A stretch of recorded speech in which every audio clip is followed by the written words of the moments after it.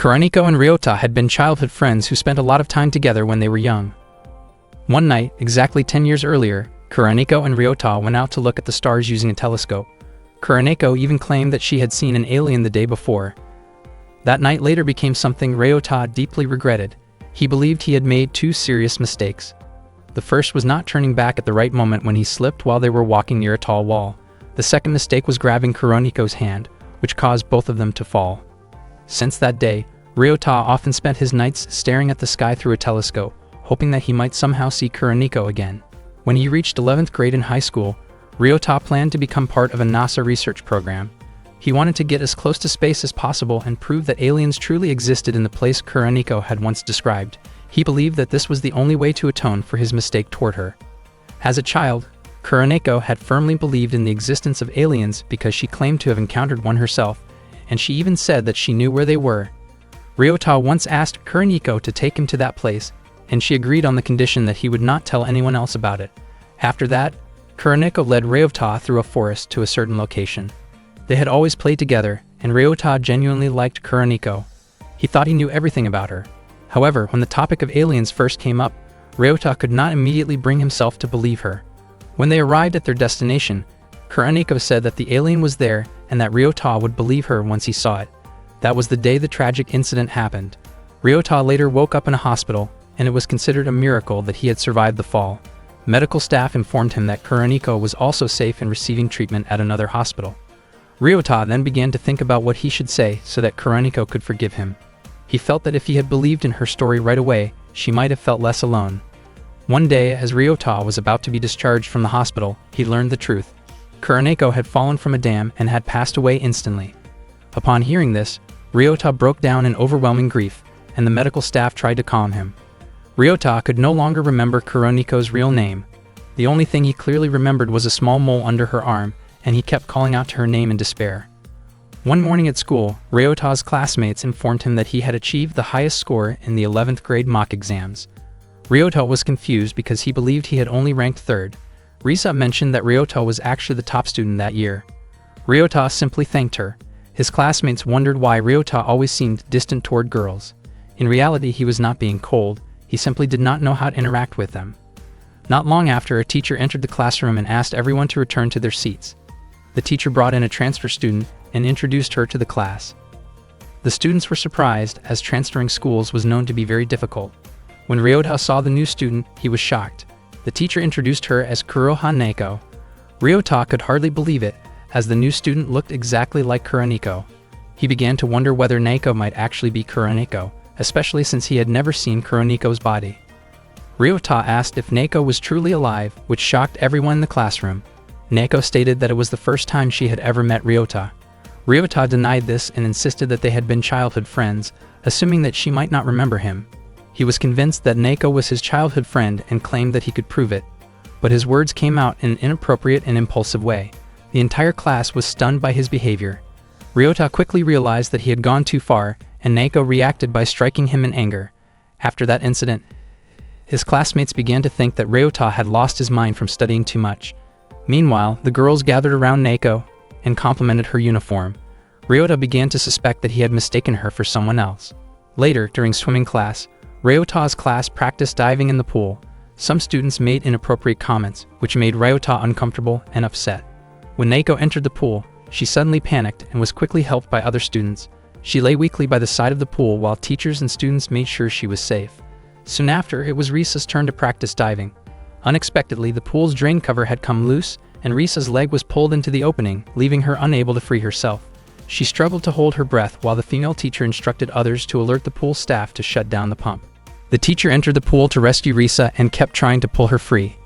However, it became increasingly dangerous as Risa's strength faded. Neko had already sensed that something terrible was going to happen that day. She believed that two students were destined to lose their lives. Suddenly, a powerful vibration cracked the edge of the pool, and Risa was finally freed. The teacher felt immense relief knowing that Risa had survived. It was considered a miracle that Risa had been saved, as such incidents were extremely rare at that school. That afternoon, Ryota stepped off the bus and walked toward the observation room. For him, gazing at the stars in the sky was the best way to release the exhaustion of the day. As he prepared to look up at the night sky, he realized that he still could not accept Kuroniko's passing. He knew very well that Naoko was not Kuroniko because Kuroniko had died. Even though 10 years had passed, Ryota still struggled to face that reality and refused to truly acknowledge that Kuroniko was gone. Deep down, he wished he could erase all memories of her. Not long after, Naoko suddenly appeared, startling him. She asked whether the stars could be seen clearly from that place. Ryota explained that he was currently the only member of the astronomy club. The previous year, there had still been a senior student, but if no one joined the following year, he planned to disband the club. Ryota admitted that Naoko truly resembled his childhood friend, which was why he had said something strange in class earlier that morning. He also mentioned that his childhood friend had been a young girl who believed in the existence of aliens, and that she had died because of a mistake he had made. For that reason, Ryota continued searching for aliens through his telescope. Naoko firmly stated that she did not know Ryota's childhood friend at all, and that she had only met him that morning. She explained that she had come to inform him that 2 students at the school were destined to die. The first had been the person trapped in the pool earlier that day, but had survived, while the second was Ryota himself. Ryota was confused by her words and questioned why she would say such a thing. Naoko explained that Ryota had to take the last bus, and if he did not, he would die. Ryota wondered why he should trust such a prediction. Naoko continued urging him to take the bus, while Ryota responded that she did not need to tell him that, because if he did not take the bus, he would not be able to go home anyway. Naoko then noticed a painting of constellations and asked how many constellations were shown there. Ryota pointed to the list displayed in the room. Naoko immediately began counting them one by one, but Ryota stopped her and explained that there were 6 rows and 8 columns, making a total of 48. Naoko praised him for being able to calculate so quickly. Ryota found that reaction strange, since he had only multiplied the numbers in a simple way. Naoko then asked what multiplication was. Ryota was shocked and asked whether she had not studied multiplication in school. Naoko admitted that she knew about multiplication, but could not remember how it worked. Ryota tested her with several basic multiplication problems, only to find that she became confused and answered incorrectly. He truly could not understand how a student who did not remember multiplication tables had been admitted to the same school. Naoko explained that she had her own reasons and stated that she was extremely strong. Ryota wondered whether she might be an athlete, but Naoko denied it. He was puzzled by her confidence and assumed that there was no way he could lose to an untrained girl. Ryota then challenged her to an arm strength contest. To his surprise, Naoko defeated him almost instantly, leaving him in noticeable discomfort. She apologized, explaining that she had not meant to use that much strength. Ryota examined Naoko's arm out of curiosity and was confused by what he felt. Her arm did not appear particularly muscular and felt soft, yet it clearly held immense power. Naoko became visibly embarrassed by the situation and admitted that she was not used to such close attention, which made her nervous. Ryota quickly realized the awkwardness and clarified that he had no inappropriate intentions. He admitted to himself that Naoko was indeed beautiful and strongly resembled Kuroniko. At Ryota's request, Naoko tensed her arm again so he could better understand her strength. Even then, he could not comprehend how he had lost so easily to someone who appeared so physically gentle. Naoko commented that Ryota simply seemed weak. Shortly afterward, she received a signal from her old-fashioned radio. Ryota was stunned when he heard Naoko mention that it seemed they had decided to let him die. Moments later, Naoko told him that it appeared he would be fine even if he did not take the bus after all. Ryota grew increasingly curious about what Naoko had heard through the radio. She advised that if he missed the bus, he should stay overnight at the observation site. Naoko asked him to trust her, reminding him that she had already warned him. Her words strongly reminded Ryota of something Kuroniko had once said. After that, Naoko quickly left. Ryota began to reflect on everything Naoko had told him. If her words were true, then taking or not taking the bus was the difference between life and death. He also thought that if her prediction was accurate, heavy rain should fall soon. However, the weather forecast had predicted clear skies, so rain seemed impossible. Contrary to expectations, a sudden downpour began. Walking through the heavy rain, Naoko managed to save both Risa and Ryota that day. As she moved forward, she recalled the time when Akane had been trapped beneath rubble. Back then, Akane had urged Naoko to run, entrusting her with something important and asking her never to forget it. Akane had believed that Naoko was the only one capable of saving the world from destruction. Even now, Naoko did not fully understand what it meant to save the world, but she knew that she could save people who were about to die. Not long after, Naoko's radio reported that Ryota had not followed her earlier instructions. At that time, Ryota deliberately let the bus pass and chose not to stay overnight in the observation room. It seemed that he wanted to test Naoko's words. If what Naoko had said was true, then Ryota believed he would die. He wondered whether he could truly trust her, yet he still wanted to confirm her warning, even if his own life was at risk. Ryota considered the possible dangers. He thought about whether he might be attacked by criminals in such a deserted place, or if a large-scale disaster like an earthquake could happen, which would surely cause many victims. Unexpectedly, a cliff near him suddenly collapsed and crashed down onto him. The landslide buried his legs and left him unable to move. Not long after that, a massive rock rolled down from above, heading straight toward him. At that moment, Ryota realized that Neko really could see the future. Fortunately, she arrived just in time and stopped the huge rock using her power. The rock was shattered and thrown into the river. Neko immediately scolded Ryota for ignoring her warning. Ryota was still in disbelief after witnessing her split such a massive rock with ease. Neko admitted that she had known Ryota would die if he missed the bus, which was why she had warned him. However, when Ryota decided to chase the bus instead, her vision of the future changed. Ryota then understood that if he had boarded the bus, it would have stopped briefly, and the falling rock would have struck the bus instead, causing many more casualties. That was the reason Neko had told him to stay in the observation room. Neko was confused about why Ryota still chose to leave even though he understood the warning. On the other hand, Ryota began to question who Neko truly was. She claimed that she was a witch, but Ryota found it hard to believe. Neko found his reaction strange, especially since he was willing to believe in aliens. Ryota did not actually want to believe her, but if she was not a witch, then none of what he had seen could be explained. Ryota asked how Neko could possess such incredible power. In response, she showed him that her body had been altered through medical procedures and experimental drugs, which shocked him deeply. Neko admitted that she never wanted to use her power. She had escaped from researchers and did not want anyone to know that she was a witch. Deep in his heart, Ryota still hoped that Neko might be Kuroniko. However, Neko did not have the distinctive mole that Kuroniko had, making it clear that she was not the person he was hoping for.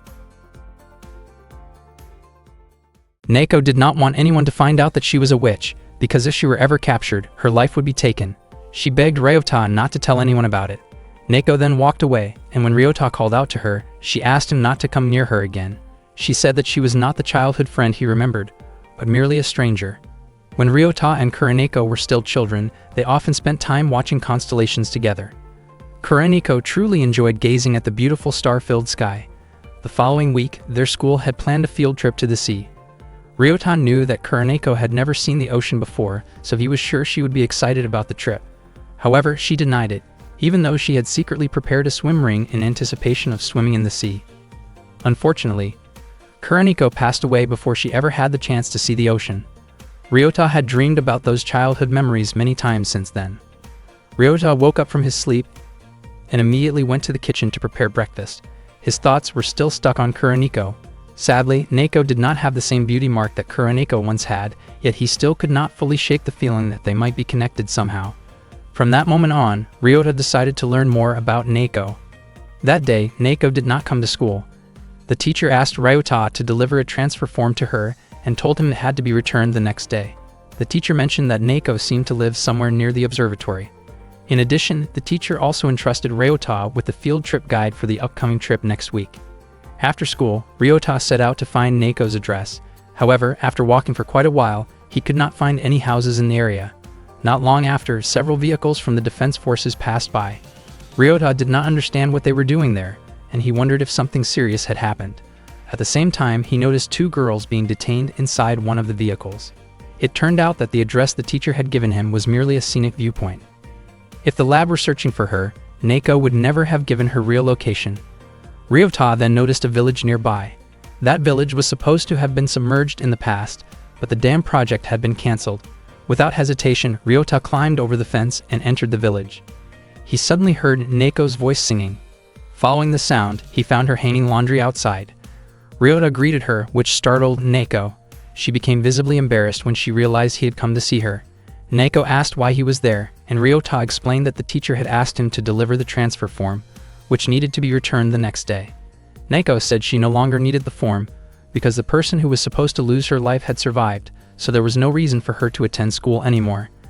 Ryota was confused and wondered if that was the only reason she had transferred to his school. Neko then admitted that she had always been curious about what school was like, and that she truly wanted to experience it. For 10 years, she had been kept in a lab as a subject of magical experiments and was never allowed to learn anything. Ryota begged Neko to come back to school the next day, but instead she asked him to leave because she felt he was disturbing her. Ryota then asked why Neko had saved him before. Neko explained that she could not allow someone to lose their life if she had the power to prevent it. Ryota said he felt the same way. He did not want Neko to be captured or harmed by the lab, especially since he was not convinced she could survive on her own, considering she did not even understand basic multiplication. Neko felt offended and insisted that multiplication tables were useless in that era. Shortly after, a voice could be heard from inside the house, sounding like someone asking for help. Neko denied it, even though the voice was clearly audible. Ryota was confused as to why she would lie like that. Neko insisted she was not lying and claimed that the sound did not come from a person. Ryota did not believe her and tried to intervene, but Neko stopped him using her power. She then asked him to leave. Ryota decided to comply, but when he reached the village gate, he suddenly remembered the field trip guide. Since the trip location was near the sea, it reminded him of Kuroneko. He wondered why he could not stop thinking about Neko, even after being pushed away. Ryota questioned whether it was because Neko resembled Kuroneko, or because a part of him still believed Kuroneko might somehow still exist. Ryota quietly returned to Neko's house, careful not to be seen. He believed that if Neko noticed him, she might see him as someone with bad intentions. From outside, Ryota overheard Neko speaking to someone else. She explained that she had been forced to scold Ryota because they were not allowed to befriend anyone. If she became close to him, his life would also be put in danger. She added that she would not live much longer, so it was better for her not to form any bonds at all. Ryota was shocked and did not understand what she meant by not having much time left. Neko said that until that day came, she would continue doing things that others could not. It was then time for the person living with her to take medication, so Neko went to get some water.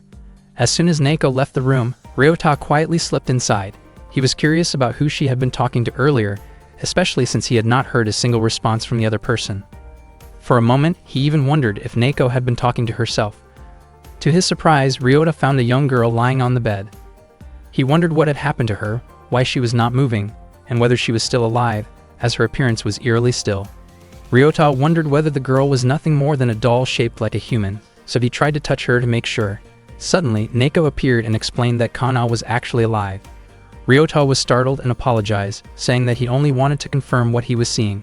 Neko then explained that Kana was also a witch experiment, but her body had become paralyzed as a result. In exchange, Kana had gained an extraordinary ability. Ryota asked whether Kana possessed the power to see the future. It turned out that she truly could. Kana was unable to speak, but she could move the fingers of her left hand. Because of that, she used a keyboard to communicate with Neko. The sound Ryota had heard earlier was not a human voice, but the sound produced by a machine. Kana suddenly typed a message, calling Ryota inappropriate for sneaking into her room and labeling him a hypocritical stalker. She questioned why she had saved someone like him, especially since in her earlier vision, Ryota was supposed to be involved in a fatal accident. Neko apologized to Ryota, explaining that Kana's words often sounded harsh. Kana then informed Neko that the people from the laboratory had captured Kanad. At the same time, Kanad had been taken together with Maki. Neko was shocked to learn this. Kanad had been in the same laboratory as Neko and Kana, and all three of them had escaped together in the past. Neko wanted to rescue Kanad, but Kana explained that it was not possible. She also said that she already knew what would happen next, and they did not even know the laboratory's location. Kana urged Neko to think calmly. Neko broke down in tears. Ryota tried to comfort her, but Neko asked him to leave and never come back. Ryota quietly left Neko's house. After that, Neko could only cry. Kana told her that there was still something she could do, which was to go to school and enjoy her time for the sake of both of them. Neko did not understand what Kana meant. According to Kana, their time left in the world was not long, so at the very least, Neko should try to enjoy it. Kana also told Neko not to worry about her, explaining that without Neko, she would have died long ago. She was deeply grateful to Neko. The next day, Neko went to high school. That day, the class was having a Japanese history lesson. The teacher read part of a historical passage and then asked Neko to continue reading. Neko was instantly startled, her face turning red from nervousness. Ryota began to wonder whether Neko might not be able to read very well. When Neko tried to read the book she was holding, it became clear that she could not read kanji properly. The entire class was shocked. Ryota quickly stepped in to help. He claimed that he was feeling unwell and asked Neko to accompany him to the student infirmary. Neko immediately grabbed her radio and followed Ryota out of the classroom. As they walked down the stairs, Ryota admitted that he did not understand how Naoko had been able to enroll in that school. After seeing what happened in class, he felt that she might eventually be exposed. Naoko could not read kanji properly and did not even understand multiplication tables. Ryota suggested that they should avoid returning to class for the time being. Naoko explained that she had already submitted her enrollment form. Ryota then asked whether she had read the guide for the upcoming school trip. He mentioned that the class would be going to the sea the following week. Naoko admitted that she did not know whether she would be joining the trip or not. Ryota immediately asked for her reason. Naoko was confused about why Ryota cared so much about her situation.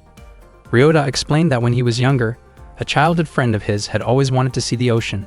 By taking Naoko to the sea, he felt that he could finally fulfill that old wish in some way. Not long after that, Kana contacted Naoko and informed her that someone at a curry shop near the station would die in 15 minutes. Naoko immediately ran toward the location, with Ryota following closely behind. According to the vision, the victim was supposed to be a woman wearing red who would be hit by a car. They ran as fast as they could. A woman on a bicycle nearly collided with them and scolded them for running in the street. Naoko and Ryota apologized quickly and continued running. Unfortunately, the 15 minutes passed, and they saw that a car had crashed into the curry shop. Naoko felt devastated because they had arrived too late to prevent the accident. She believed that if they had run just a little faster, they might have been able to save someone. Ryota realized that what Naoko was feeling was the burden of knowing an accident would happen, but being unable to stop it. In her heart, it felt as though she had caused the tragedy herself. Soon after, people around the scene began saying that it was fortunate no one had been hurt in the accident.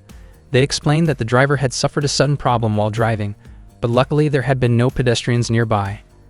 Ryota and Naoko were confused about why there were no victims. They wondered whether Kana's vision had been wrong. When Ryota noticed the woman in red who had nearly collided with them earlier, he finally understood. The person who was supposed to be hit by the car was likely that woman, but the timing of the accident had changed because she had stopped in the road earlier when she almost ran into Naoko and Ryota. If not for them, she might have been in the wrong place at the wrong time. Naoko felt deeply relieved and grateful that no one had lost their life. Meanwhile, Kanad was being held captive by the lab personnel. She asked them to release Maki, but it turned out that anyone who had witnessed Kanad's magic was never allowed to live freely afterward. The researchers questioned her about the whereabouts of the other witches. Kanad explained that she did not know, since she had been separated from the others during their escape. When Kanad was about to be removed from the facility, she desperately wished to stay alive and promised that she would not try to escape again. However, the lab staff proceeded with the process anyway. In a very short moment, Kanad's body dissolved, leaving nothing behind. The head of research, a man named Shisato, then ordered his subordinates to immediately track down the remaining witches. The next day, Kana mentioned that she was feeling extremely hungry. Naoko was also hungry and planned to go into the mountains to look for food. Kana complained because she no longer wanted to eat herbal plants. Suddenly, Ryota arrived carrying food. Naoko was overjoyed since she had been starving at the time. Ryota had brought yakisoba and cake. Ryota wondered whether Kana could eat as well. Kana was unable to chew, but she could still swallow. Naoko showed the cake to Kana, and Kana became incredibly happy, especially because she had not eaten anything like that for 10 years. Ryota felt confident that Naoko and Kana had never tasted food like this before. Naoko immediately put the cake into a blender, which shocked Ryota. Kana felt uneasy seeing such a beautiful cake being blended. Although the house had electricity, it did not have gas, so Naoko usually cooked using firewood. After Naoko fed the blended cake to Kana, Kana indicated that she wanted to save some of it for later. Ryota then mentioned that the cake had actually been his portion. Unexpectedly, Naoko was taken aback and began to cry. Ryota did not understand why Naoko reacted that way, but he decided to give up his share of the cake for them. Ryota could not understand why he felt like he wanted to stay in that place forever. Perhaps it was because Naoko reminded him of Kuroniko. That night, Ryota prepared to leave. Naoko expressed her gratitude to him, and Ryota said that he would bring more food for them again. Not long after that, Naoko mentioned that she might be joining the summer school trip. She explained that she had not seen the ocean in a very long time. She also said that she would try to adjust herself to life at school. Ryota then noticed that Naoko's nose was bleeding. The blood flowed heavily, causing him to panic. The following day, Naoko did not go to school. Classmates talked among themselves about Naoko, who had been absent frequently even though she was a transfer student. Not long after, Naoko finally showed up at school with bandages covering her body. Everyone was confused and wondered what had happened to her. When Ryota asked about her condition, Naoko explained that she had only been dealing with a fever. Ryota did not fully believe that explanation. Naoko insisted that she was still fine and even claimed she could go to the beach, yet she never explained the real reason behind her injuries. The next day, Naoko was absent again. Ryota immediately went to her house, and just as he expected, he heard Kana's mechanical voice repeatedly calling out Naoko's name. Ryota rushed to Naoko's room and found her collapsed and badly weakened. He carefully lifted her and tried to understand what was truly going on. Naoko asked him to bring her to the kitchen. There she took a pill from a cabinet. Witches were required to take a death-delaying medicine every day in order to survive. If they failed to take the pill for more than 30 hours, their bodies would begin to break down, and several hours later, it would result in death. Naoko only had 10 pills left, which was just enough for her and Kana to last 5 days. Ryota could not believe that Naoko had waited until the very last moment to take the medicine. She had endured it for as long as she could, but she admitted that she would not be able to join the school trip scheduled for 8 days later. Ryota blamed himself for inviting Naoko to the beach. Naoko asked him not to dwell on it, explaining that she would be fine after taking the pill. She also told him not to feel guilty, because she had genuinely wanted to see the ocean for a long time. After that, Ryota went to Kana's room and explained that Naoko had fallen asleep in the kitchen. He then asked where the pills came from. Kana explained that the medicine could only be obtained from the laboratory where they had been created, but she did not know its location. Since she only had 5 days left to live, she asked Ryota to bring them cake during those remaining days. Not long after, Naoko woke up and wanted to clean herself. She heated water for a bath and later approached Ryota, who was chopping firewood outside. Naoko told him that she felt fine after taking the death-delaying medicine. Ryota explained that Kana had asked him to prepare the firewood, but Naoko pointed out that they did not need that much. Ryota could not accept the idea of Naoko and Kana dying like that, and he wished he could somehow obtain more pills. Suddenly, smoke began to rise from Naoko's house. Ryota panicked and asked what had happened. Naoko explained that the smoke came from boiling water earlier. Ryota told her to deal with the kitchen while he went to get Kana out. Kana, confused by the smoke filling her room, was quickly carried out by Ryota, who carefully supported her as he brought her outside. Ryota returned to Naoko while carrying Kana. Naoko apologized to Kana, explaining that all of the remaining pills had been destroyed. Kana began to weaken rapidly, and Naoko broke down, blaming herself. Kana asked Naoko not to worry, calmly accepting that her end would simply come sooner. She even asked Naoko to end her life quickly, so she would not have to suffer later. Ryota tried to reassure both of them, believing that everything could still be fixed. He explained that they only needed to obtain the medicine from its creator, the Dresden pharmaceutical company at the Takayama factory. Ryota recalled the code printed on the medicine. The letters DR stood for the pharmaceutical company, the number 623 indicated the drug type, and the letter G represented the Takayama factory. Naoko wondered if it was normal to know such detailed information. Ryota explained that he had read about it in a book before. His memory was unusually strong, allowing him to remember everything he had seen even after only one glance, which could be considered a special ability. Unfortunately, that ability also meant he could not forget things he wished he could erase, and that was often painful. Naoko believed, however, that this pain was still better than forgetting something truly important. Ryota then suggested that they search for the location of the medicine and the factory together. He planned to use the computer in the observatory room. As they headed there, Ryota asked whether Naoko could use her power to move Kana. Naoko explained that it was impossible for her. Her ability was designed to destroy things, and she could not control it when touching a person. It was the same reason she had once overpowered Ryota in an arm wrestling match, and it was fortunate that his arm had not been seriously damaged. After arriving at the observatory room, Ryota began looking for information about the death delay medicine, but unfortunately, he could not find anything about the pill. He had no idea where the factory was located exactly, but he knew that taking a bus or train would eventually lead there. The real problem was the security system at the factory. Kana suggested asking Kazumi for help. Kazumi was a friend of Kana and Naoko, and they had escaped together in the past. Kazumi was highly skilled with anything related to the internet, and Naoko had managed to enter the school thanks to Kazumi's help. If they asked Kazumi, she might be able to disable the factory's security system. However, Kazumi's help always came at a high price.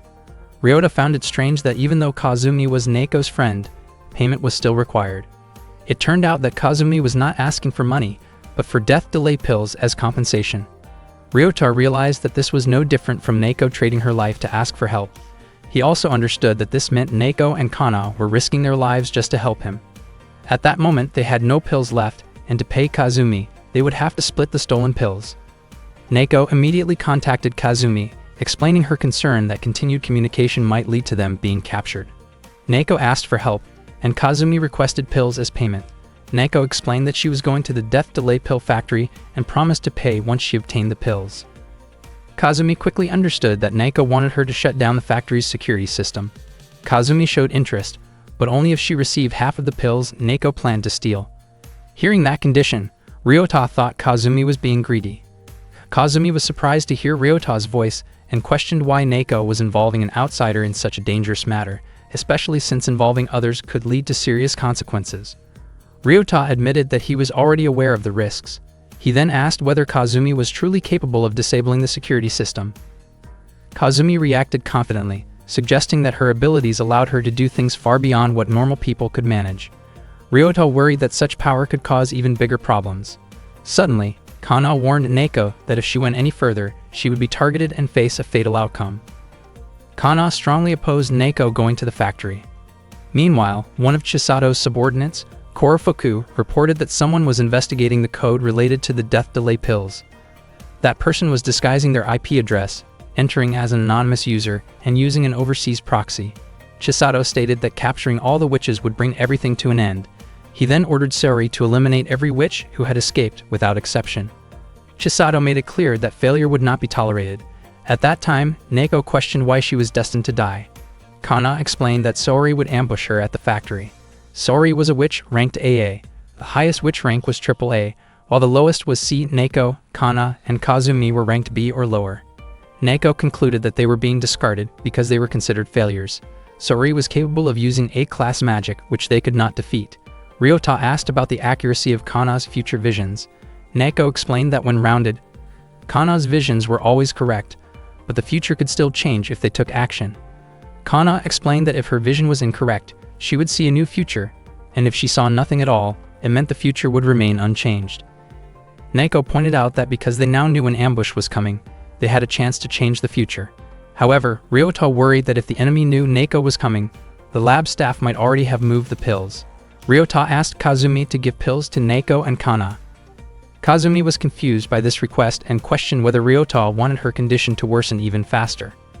Kana believed that the lab would not let them live anyway, so there was no reason for them to bother relocating the pills. Ryota then asked what kind of magic Saori used. Kana explained that Saori's ability was cutting-type magic, allowing her to cut anything within a 6-meter radius. Saori was equipped with a harness system, and if she tried to escape, it would trigger an ejection process that would result in her death. Neko then explained that the harness had 3 buttons. The lower right button was the hang-up function, which would cause a witch to lose her abilities over several days. The lower left button was the eject function, which would immediately end a witch's life. Magic had no effect on the harness itself. The third button's function was unknown, and they had only been told that it was worse than death. Because of that, no one dared to press it.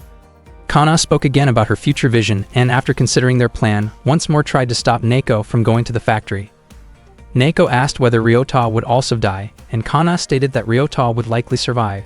Hearing that, Neko became determined to go to the factory, fully believing their plan would succeed. Ryota thought that if Neko died, everything would lose its meaning. Kana asked Ryota to make sure Neko did not use too much magic, because doing so would activate Neko's harness hang-up function. In addition, using her powers would cause Neko to lose something very precious to her. Neko promised to bring pills back for Kana. Neko and Ryota then prepared to leave, and Kazumi reminded them to be careful. At the same time, Kazumi's body was covered in blood. She had completely run out of pills, but she was not allowed to die before the operation scheduled for 12 o'clock. Kazumi placed all her hopes on Neko's success. Neko and Ryota boarded a train. During the ride, Neko was writing something but did not let Ryota see it. Ryota believed she was drawing, since he knew that Neko was not very good at writing. That night, they arrived at the factory as planned. Neko was supposed to break through the front entrance to draw Saori's attention, while Ryota would slip in through the back and make his way towards Saori to deactivate her harness. When Neko confronted Saori, she deliberately caused a commotion so that Ryota could locate her position more easily. Before entering the factory, Neko had asked Ryota to read the letter she left for him once he was inside. Right at midnight, the operation began. Not long after that, the sound of an explosion echoed through the building, and Ryota immediately moved to carry out his mission. As he advanced inside, he read Neko's letter. At the same time, Kana told Kazumi that she could not see any future ahead. She explained that if things continued like this, Neko would die, and she wondered if Neko had planned this outcome from the very beginning. Meanwhile, Sori noticed Neko's arrival and mocked her for entering through the front door.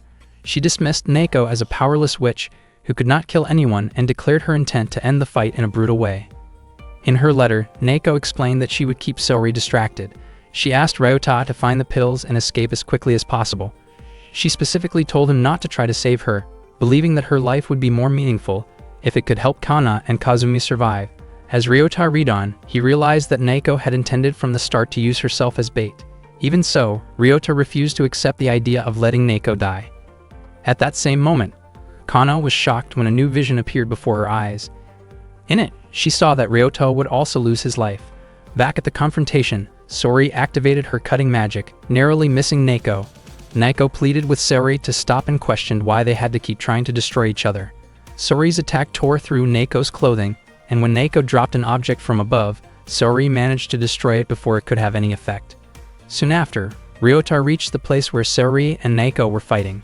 Sori managed to injure Neko's leg, and Neko tried to counterattack with her magic. However, Neko's harness immediately activated, cutting off her powers and leaving her unable to fight back. Ryota was stunned when he noticed a small mole near Neko's underarm. In that instant, he realized the truth. Neko was Kuroniko. Overcome with emotion, Ryota broke down in tears, relieved that Kuroniko was still alive. He grabbed a metal bar and prepared to help her. Confused as to why Neko did not seem to remember him at all, Ryota then understood that Neko's most precious possession had been her memories. He made up his mind to create new memories with her to replace the ones that had been lost. When Neko saw Ryota approaching, she was confused by his actions and wondered why he was coming closer instead of running away. At that moment, Sori used her cutting magic again, striking Neko repeatedly and overwhelming her. Ryota witnessed everything unfold before his eyes. He was consumed by guilt at the thought of losing Kuroniko once more, and he refused to accept that fate without a struggle. Sori managed to severely injure Neko's body, and at that moment Ryota immediately struck Sori from behind, aiming for her heart. He pressured Sori to rewind time. Earlier, Kana had informed Ryota that Sori possessed another ability, which was time manipulation, allowing her to rewind time by several minutes. Ryota believed that Sori had no other option but to use that ability. However, unexpectedly, Sori retaliated by using her cutting magic against Ryota. Sori weakened due to the injury and was shocked that a human would dare do something like that to her. She hesitated over whether she should rewind time. Rewinding would consume a large amount of her magic energy, but if she did nothing, she would not survive. In the end, Sori chose to rewind time. After that, she entered a shutdown state. Neko informed Ryota that this was their chance to capture Sori, since Sori could no longer use her magic. Sori tried to run away from Ryota, but ended up falling. Meanwhile, Korofuku informed Chisato that Sori was currently shut down, and Chisato dismissed Sori as useless. Ryota and Neko successfully secured Sori, as the time manipulation had drained her energy and left her unable to move for a while. Ryota asked whether Sori had truly rewound time and questioned what had happened before. He was certain that Sori still remembered everything, even though he and Neko did not. Ryota became visibly nervous when he noticed that part of Neko's chest was slightly exposed, causing his face to flush as he felt he might have forgotten something important. Sori stated that her role was over, and that she would soon be disposed of due to her failure. Neko urged Sori to admit that she had killed her, but Sori explained that such a lie would not deceive the lab staff, since they had ordered her to bring back Neko's harness. Ryota began to wonder whether the harness was truly that valuable to the lab and questioned whether its meaning went beyond simple restraint. Neko suggested that Sori should escape, but Sori explained that it was impossible. The beacon inside her harness continuously transmitted her location, and if she left the factory, the lab would remotely eliminate her. Ryota wanted to try removing the beacon, but Sori believed it would be extremely difficult. Ryota insisted that they had to do something because Sori's life was on the line. Sori realized that it was too early to give up, especially since Ryota and Neko were no longer in top condition, meaning she could potentially overpower them without magic. As Ryota approached to inspect the beacon on Sori's body, it suddenly detached, and its lower left button had already been pressed. In an instant, Sori's body dissolved. Ryota questioned whether there was truly nothing they could do. Nako's eyes filled with tears as she acknowledged that there was no way to save Saori at that moment. She could not understand why Saori was eliminated even though she had not left the factory. Ryota quickly suggested that they search for the pills. Shortly afterward, a strange parasite-like creature appeared near what remained of Saori's body. Ryota reacted in shock and immediately crushed it. Nako could not comprehend what the lab had actually done to the bodies of the witches. At that moment, Ryota realized that the word harness might not mean restraint, but instead sounded like her nest, implying that a woman herself was considered a nest. Ryota and Nako searched everywhere for the pills and managed to find only 2 boxes. After that, they boarded the train again, allowing Nako to extend her life. Nako desperately hoped that Kana was still holding on. Ryota asked when Kana had last taken a death delay pill, and Nako explained that Kana had taken her last dose the day before yesterday. A witch would not survive if she went more than 35 hours without taking the pill. Upon arriving at the observation room, Ryota and Nako rushed inside. Nako broke down in tears when she saw Kana lying weak and covered in blood, repeatedly calling out to her. Kazumi then pointed out that Kana would not be able to respond unless the keyboard was placed near her hand. Nako questioned why Kazumi was there, and Kazumi explained that she had only 1 death delay pill left and had endured until her body nearly dissolved before taking it. She could not give that pill to Kana, but she also could not bear the thought of Kana dying and haunting her. As a compromise, she split the pill in half and consumed part of it herself. Nako placed Kana's hand on the keyboard. Kana expressed her disbelief that Nako and Ryota had succeeded, since her last vision showed both of them dying, leading her to believe they were already gone. Tears fell as Kana felt grateful to see them alive again, and Nako felt overwhelming relief knowing that Kana had survived. Ryota reflected that he and Nako might have indeed died as Kana had foreseen, but time had been rewound because of Saori. Kazumi then told Ryota to give the pill to Kana. Ryota hoped Kana would acknowledge his efforts and the risk he took to obtain the pill, but instead Kana asked him not to act like a show-off. Kazumi then took the remaining half of the stolen pill, which irritated Ryota. Kazumi simply stated that business was business before leaving the observation room. Nako did not object as this had been their agreement from the beginning. Ryota reassured Nako not to worry and mentioned that the place was now only occupied by him, also informing her that there was food downstairs. Before Ryota left, Nako thanked him. As Ryota walked away, he could not get her voice out of his head, since it was the first time Nako had ever called him by his name. That moment caused him to break down in tears as it reminded him of Kuroniko. The next day, Ryota and Nako joined the school field trip. They visited several historical landmarks and later went to the beach. While they were there, Ryota noticed that Nako seemed lost in thought and wondered why she looked so distant. Nako had always wanted to see the ocean, yet even while standing in front of such a beautiful view, she felt an unexpected ache in her heart. Even though Nako was not Kuroniko, Ryota felt happy that he could finally show her the sea. On the following day at school, Nako was asked by the teacher to solve a math problem on the blackboard, and she managed to do it well. Nako was not unintelligent, she simply lacked basic knowledge, and even at that point, she still did not fully understand multiplication tables. From then on, she began to study seriously and made steady progress at school. Meanwhile, Ryota could not stop thinking about something that seemed to disappear whenever Nako used her powers. He gradually realized that what was being lost might be Nako's memories. After school, Ryota asked Nako and Kana to stay in the observatory room. Since Nako's house had completely burned down, there was nowhere else for her to go. He also suggested that Nako join the astronomy club, explaining that the club's activities involved observing the stars every night, which would make it reasonable for her to stay overnight there. Nako then wondered about Kana's situation, and Ryota explained that if anyone unexpectedly showed up, Kana could remain hidden in a safe place. Nako felt uneasy knowing that if she and Kana were discovered, Ryota could also be put in danger for being involved with them. Ryota reassured her and explained that he had already considered the worst possible outcome. He no longer cared what might happen to him, because to him, Nako and Kana had already saved his life. As they walked home together, Nako reflected on what it meant to trust someone. In Ryota's view, a person he trusted was someone who would never deliberately betray that trust. Nako then handed him a small object that she believed to be a strange life form, something like a fertilized alien egg. Elsewhere, Kazumi stayed close to Kana. She understood that Kana must feel bored while Nako was at school. Although Kana did feel lonely at times, she noticed that Nako looked genuinely happy while studying, and she did not want to become a burden to her. Kazumi checked whether Kana felt hungry, but it turned out that Nako always made sure Kana had breakfast every day, so she was fine.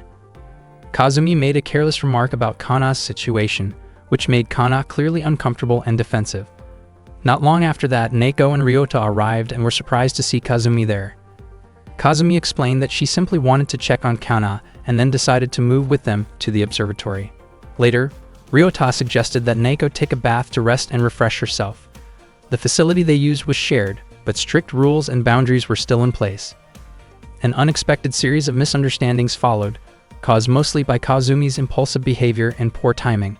The situation quickly became awkward rather than dangerous, leaving Ryota flustered and embarrassed. During the confusion, Ryota accidentally bumped into Neko, which startled both of them. Realizing the situation immediately, he apologized and stepped back.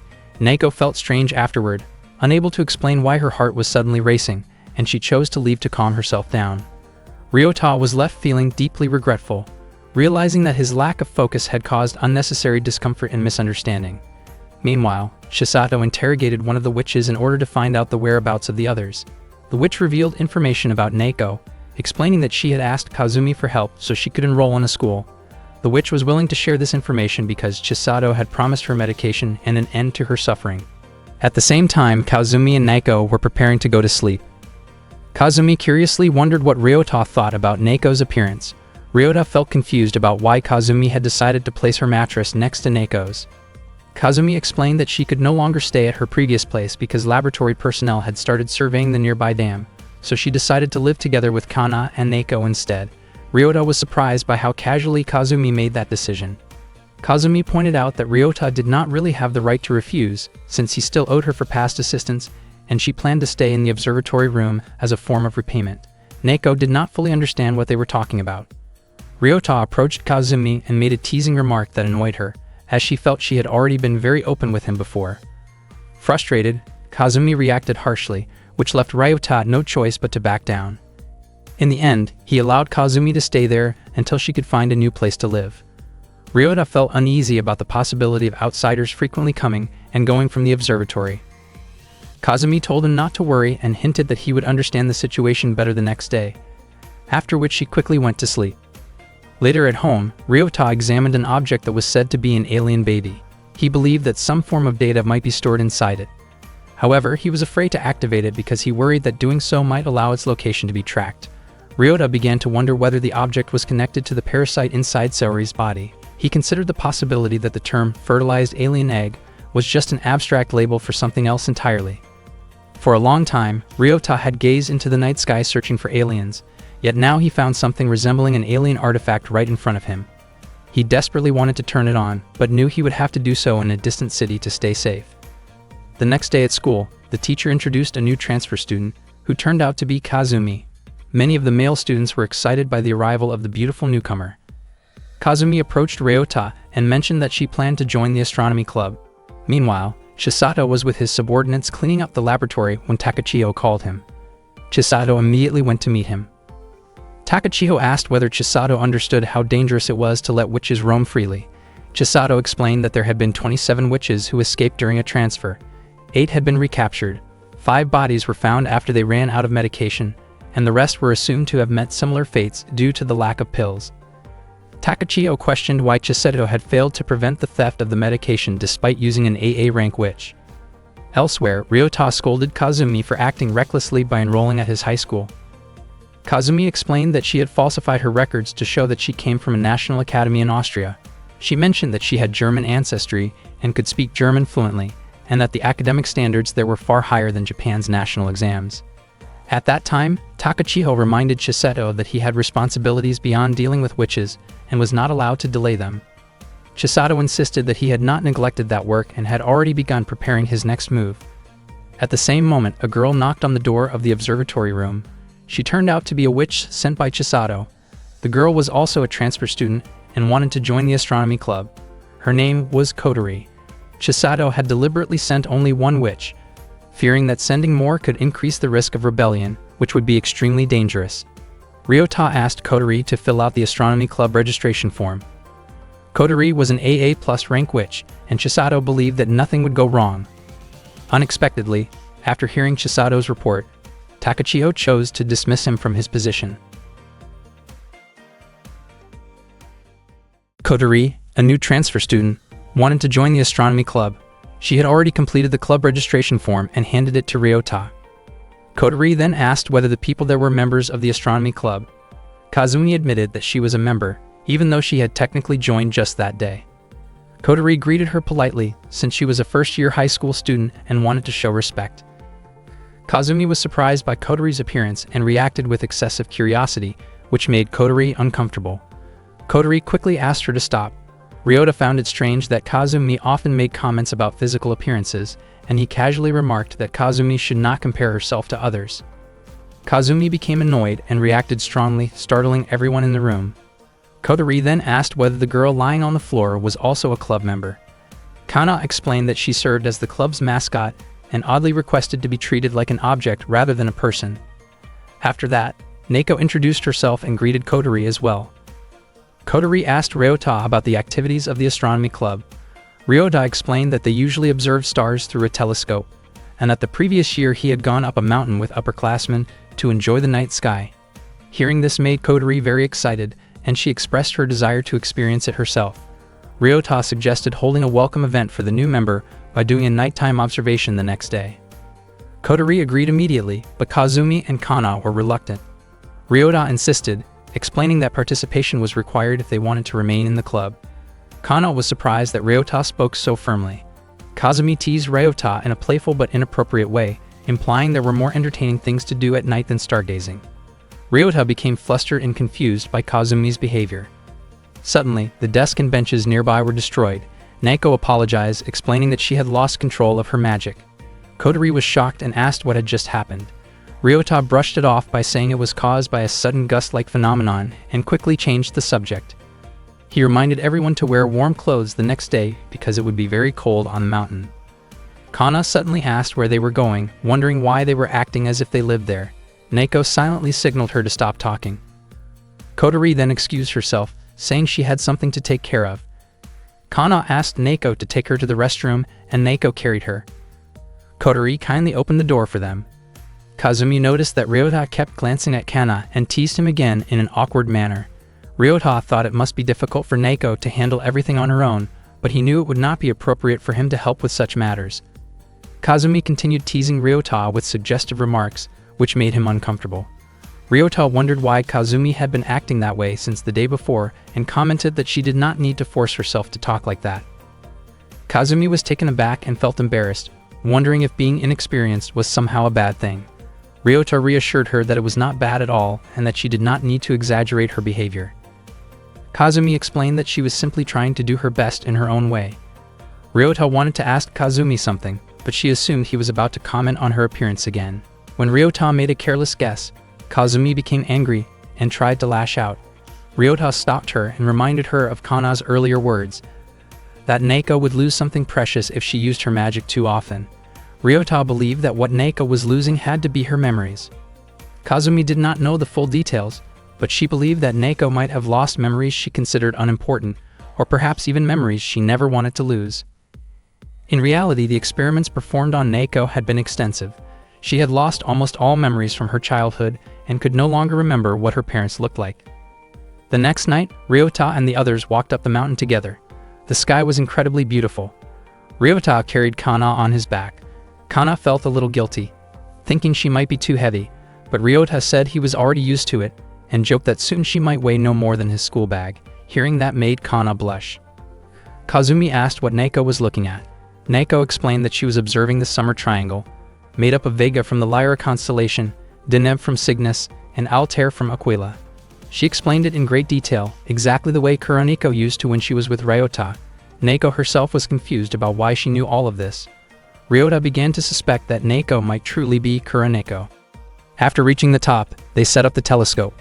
Kazumi complained about the cold, and Ryota wondered why she had worn such light clothing despite his warning. At that moment, Kotori looked at Saturn through the telescope. Ryota asked why she had decided to join the astronomy club. Kotori revealed that she wanted to see aliens. Ryota asked whether she truly believed in their existence. Kotori confidently stated that she did, and that she had seen them before. Ryota noticed a harness-like device on Kotori's back. At the same time, Kana had a sudden vision of the future. In that vision, Ryota would ask whether Kotori was also a witch, and afterward Kotori would cause serious harm to Neko. Alarmed, Kana called out to Ryota and asked him to come closer. Kana warned him that Kotori would endanger Neko, though she did not yet know how it would happen. Ryota immediately approached Kotori, while Neko and Kazumi moved closer to Kana. Neko asked what was going on. Kana explained that she had seen a vision in which Kotori would harm Neko. Kazumi was shocked and began to wonder whether Kotori might also have come from a laboratory. Ryota grew curious about the kind of magic Kotori used. When Kotori noticed Ryota staring at her, she asked what was wrong with him. Ryota immediately asked whether Kotori was a witch. Kotori was taken aback and questioned how Ryota could possibly know that. Ryota explained that there was a harness attached to the back of Kotori's neck. Kotori was confused about how Ryota knew about the harness and became worried that he might be targeted as well. Kazumi then admitted that she and the others were witches too. Kotori was surprised by the coincidence. The group wondered if Kotori was only pretending and asked her to show her magic. It turned out that Kotori's ability was teleportation. Shortly after that, Kotori disconnected. Ryota could not understand how that kind of magic could have been used to kill Neko, but Kazumi believed it was possible that Kotori was hiding a much stronger ability. Kotori pleaded for them to believe that she would never harm anyone. Neko approached them because she wanted to use the telescope. Seeing this, Ryota realized that Neko was more concerned about someone else getting hurt than about her own life. Ryota then invited everyone to continue with their observation, believing it was safe since Kotori had disconnected and could not use her magic for a while. Someone asked Kana whether Neko was the only one who had died in her vision. Kazumi still did not fully trust Kotori, but she was willing to try to let go of her suspicions. After Ryota finished setting up the telescope, he invited Neko to look at the moon. Neko was surprised because the moon looked so close and appeared upside down. Ryota explained that telescopes produce inverted images. Neko then excitedly told Kana about what she had seen. Ryota believed that Neko did understand how a telescope worked, but she may have simply forgotten. At first, Kana was not interested in looking at the night sky, but once she tried, she was genuinely amazed. Kazumi also became interested and took a turn looking through the telescope. Ryota felt that the activity had become a perfect way for everyone to relax. Kotori felt as if everything was a dream, never imagining that she could attend high school, join a club, and create memories like this. Kana saw another vision of the future but chose not to tell Neko about it. After the observation ended, they walked home together. Kana asked Ryota to slow down. She then asked which life mattered more to him, his own or Neko's. Ryota could not answer. All he wanted was to save Neko. Kana explained that her vision had changed. In the new vision, Kotori did not kill Neko but instead killed Ryota. Ryota was shocked by this revelation. Meanwhile, an AA+ ranked witch sent by Chisato entered the city. That same night, Kazumi's witch friend, Shino, was resting after losing her place to stay. Suddenly, a cat approached her and warned her of the danger that was coming. Shino immediately understood and escaped with the cat. Not long after, flames unleashed by the AA+ ranked witch engulfed the area where Shino had been resting. The next day, Ryota returned home from school earlier than usual and immediately asked Kana about her vision from the previous night.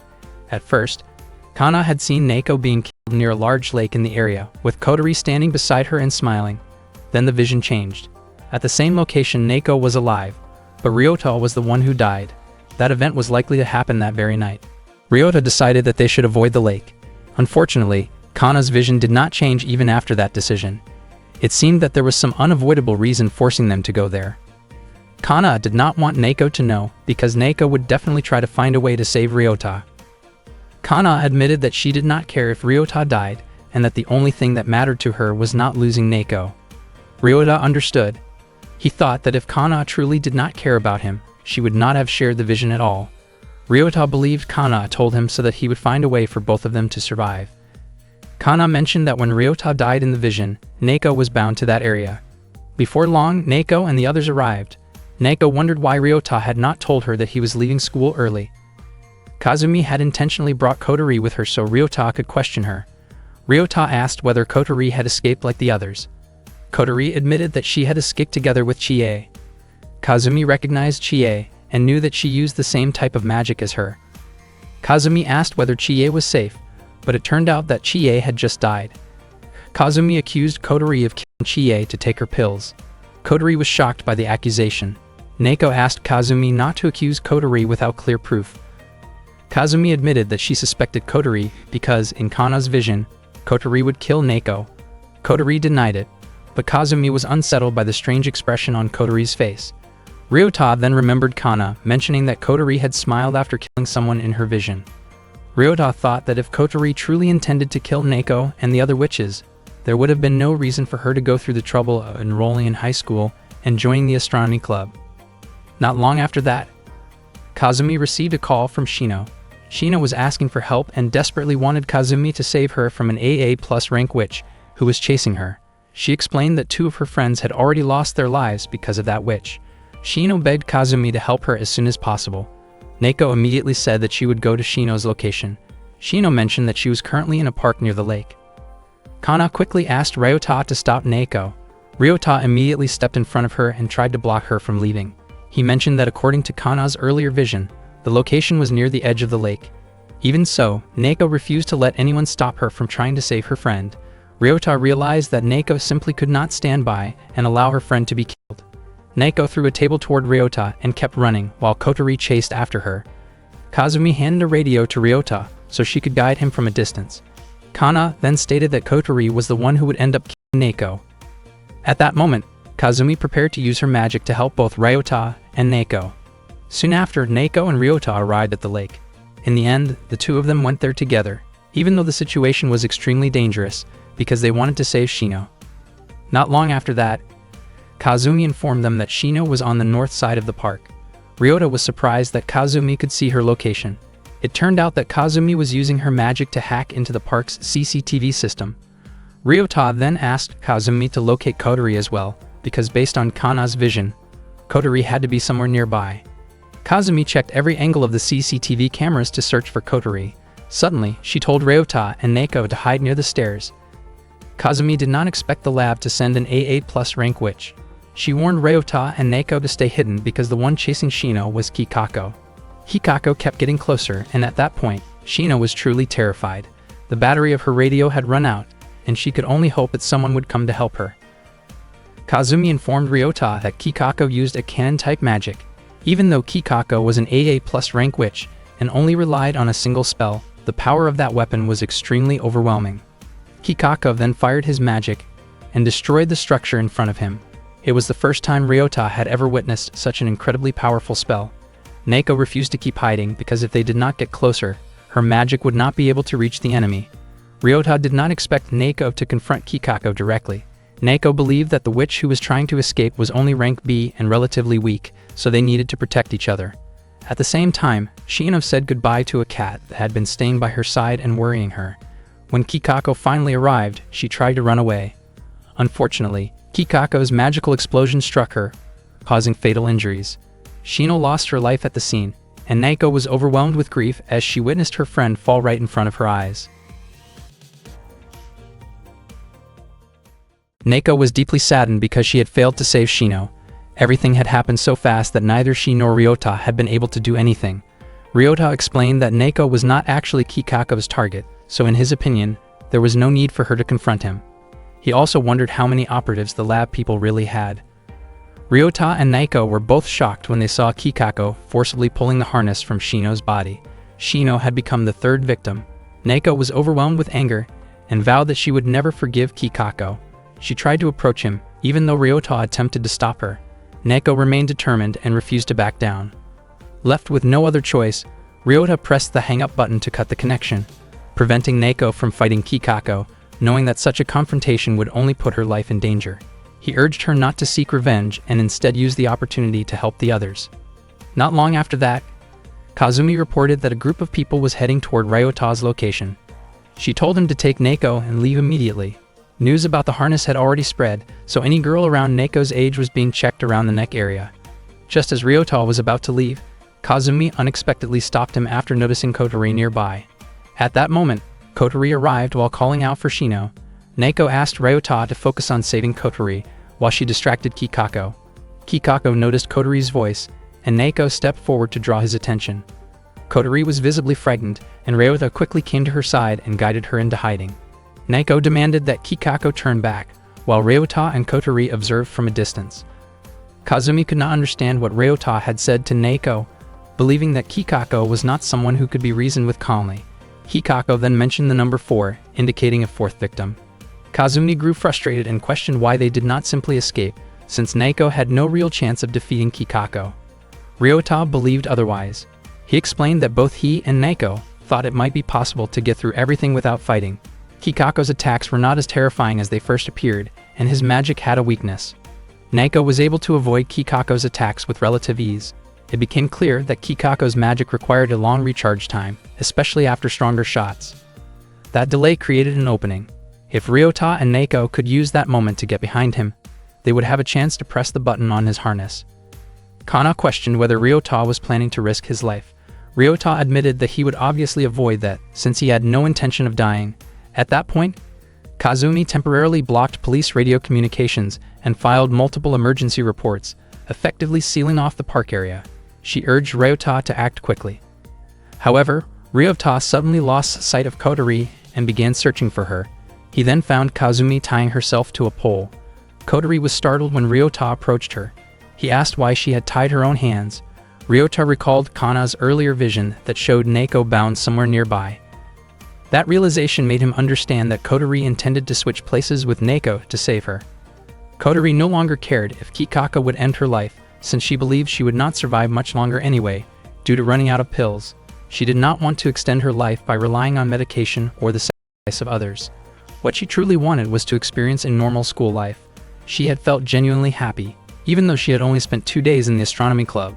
Because of that, she believed she would have no regrets if her life ended, as long as her magic could be useful. Ryota finally understood that Kotori was trying to replace Naoko. At that same moment, Kana's vision changed, and she became certain it was because Ryota had realized the truth. Meanwhile, Naoko was growing exhausted from continuously dodging Kikako's attacks. She wondered why Ryota was taking so long. Kikako had begun to read her movements, and it seemed that she would soon be unable to keep avoiding him. Naoko thought she might have to press the harness button herself. She searched for an opening, dodged another attack, and tried to move behind Kikako. Unfortunately, the moment she stepped forward, Kikako restrained her with a rope. He managed to immobilize her completely, leaving Naoko unable to move. Ryota and Kotori were shocked by what they saw. Kazumi could not understand what Ryota was truly planning at that point. Kikako began activating his explosive device. Kotori believed there was no other option except switching places with Naoko. Ryota insisted that there was another way, and that Kotori's magic was far stronger than she realized. After tightly securing Kotori's arms, Ryota asked her to teleport. Naoko braced herself, thinking the explosion was imminent, but she was stunned when she suddenly saw Kotori standing in front of her. Kikako had been switched to Naoko's position while still restrained. Ryota immediately pressed the button on Kikako's harness and covered his head to prevent further danger. It became clear that Kotori's magic was far more powerful than expected, especially when she swapped places with the attacking mage. Ryota never imagined that protecting a mage could be this complicated. He then attempted to question Kikako about his origins and the location of the lab. Naoko arrived and pointed out that Kikako likely did not know where the lab was either. Kazumi then warned them that another group was approaching and that the police would arrive soon. She told them to leave immediately. Naoko asked what they should do about Kikako. Ryota made it clear that he had no intention of befriending someone responsible for so many deaths, but that did not mean he would press the button to end Kikako's life. At that moment, they realized that Kotori was no longer with them. Ryota was certain that Kotori intended to face her fate alone somewhere. Without hesitation, Ryota and Naoko rushed off to find her. Not long after Korofuku's group arrived, Korofuku stated that even though Kikako had managed to obtain several harnesses, punishment was still waiting because Kikako had failed to properly complete the mission. That night, Ryota discovered Kotori inside a house, badly injured and covered in blood. He immediately contacted Naoko. Kotori was confused about how Ryota had managed to find her, but it turned out that Kazumi had obtained the address from the club registration form that Kotori herself had filled out. Realizing this, Kotori blamed herself for being careless. Not long after that, Naoko arrived at the scene. Ryota asked whether Kotori could still survive if they made her take a pill. Naoko explained that Kotori would be fine, as her injuries were not fatal. Hearing that, Ryota became convinced that Naoko must have endured many difficult experiences over a long period of time. Naoko then offered Kotori a pill, but Kotori refused because she did not want to take pills that belonged to someone else ever again. Kotori explained that the blood in her room belonged to Chie. That day was supposed to be Kotori's birthday, but with the pill she had, she believed she would not survive until then. Earlier, Chie had begged Kotori to stay alive and asked her to use Chie's pill instead. In their condition, neither of them would have made it to the birthday, so Chie insisted that Kotori should live for both of them. Kotori could not accept celebrating her birthday at the cost of Chie's life. Chie had intentionally not taken her own pill. Kotori was horrified when she found Chie lying motionless on the bed, covered in blood. Chie urged Kotori to take the pill, reminding her that Kotori was about to turn 16. Even though the pill would only allow her to survive for one more day, Chie had prepared a birthday gift by transferring Kotori into a high school. Chie knew how much Kotori wanted to attend school and had used her magic to manipulate official records to make it happen. As Kotori held Chie's hand, she felt Chie's grip loosen. Chie asked Kotori to promise that she would keep smiling, especially when she felt sad. Chie believed that crying during difficult times would only make the burden heavier.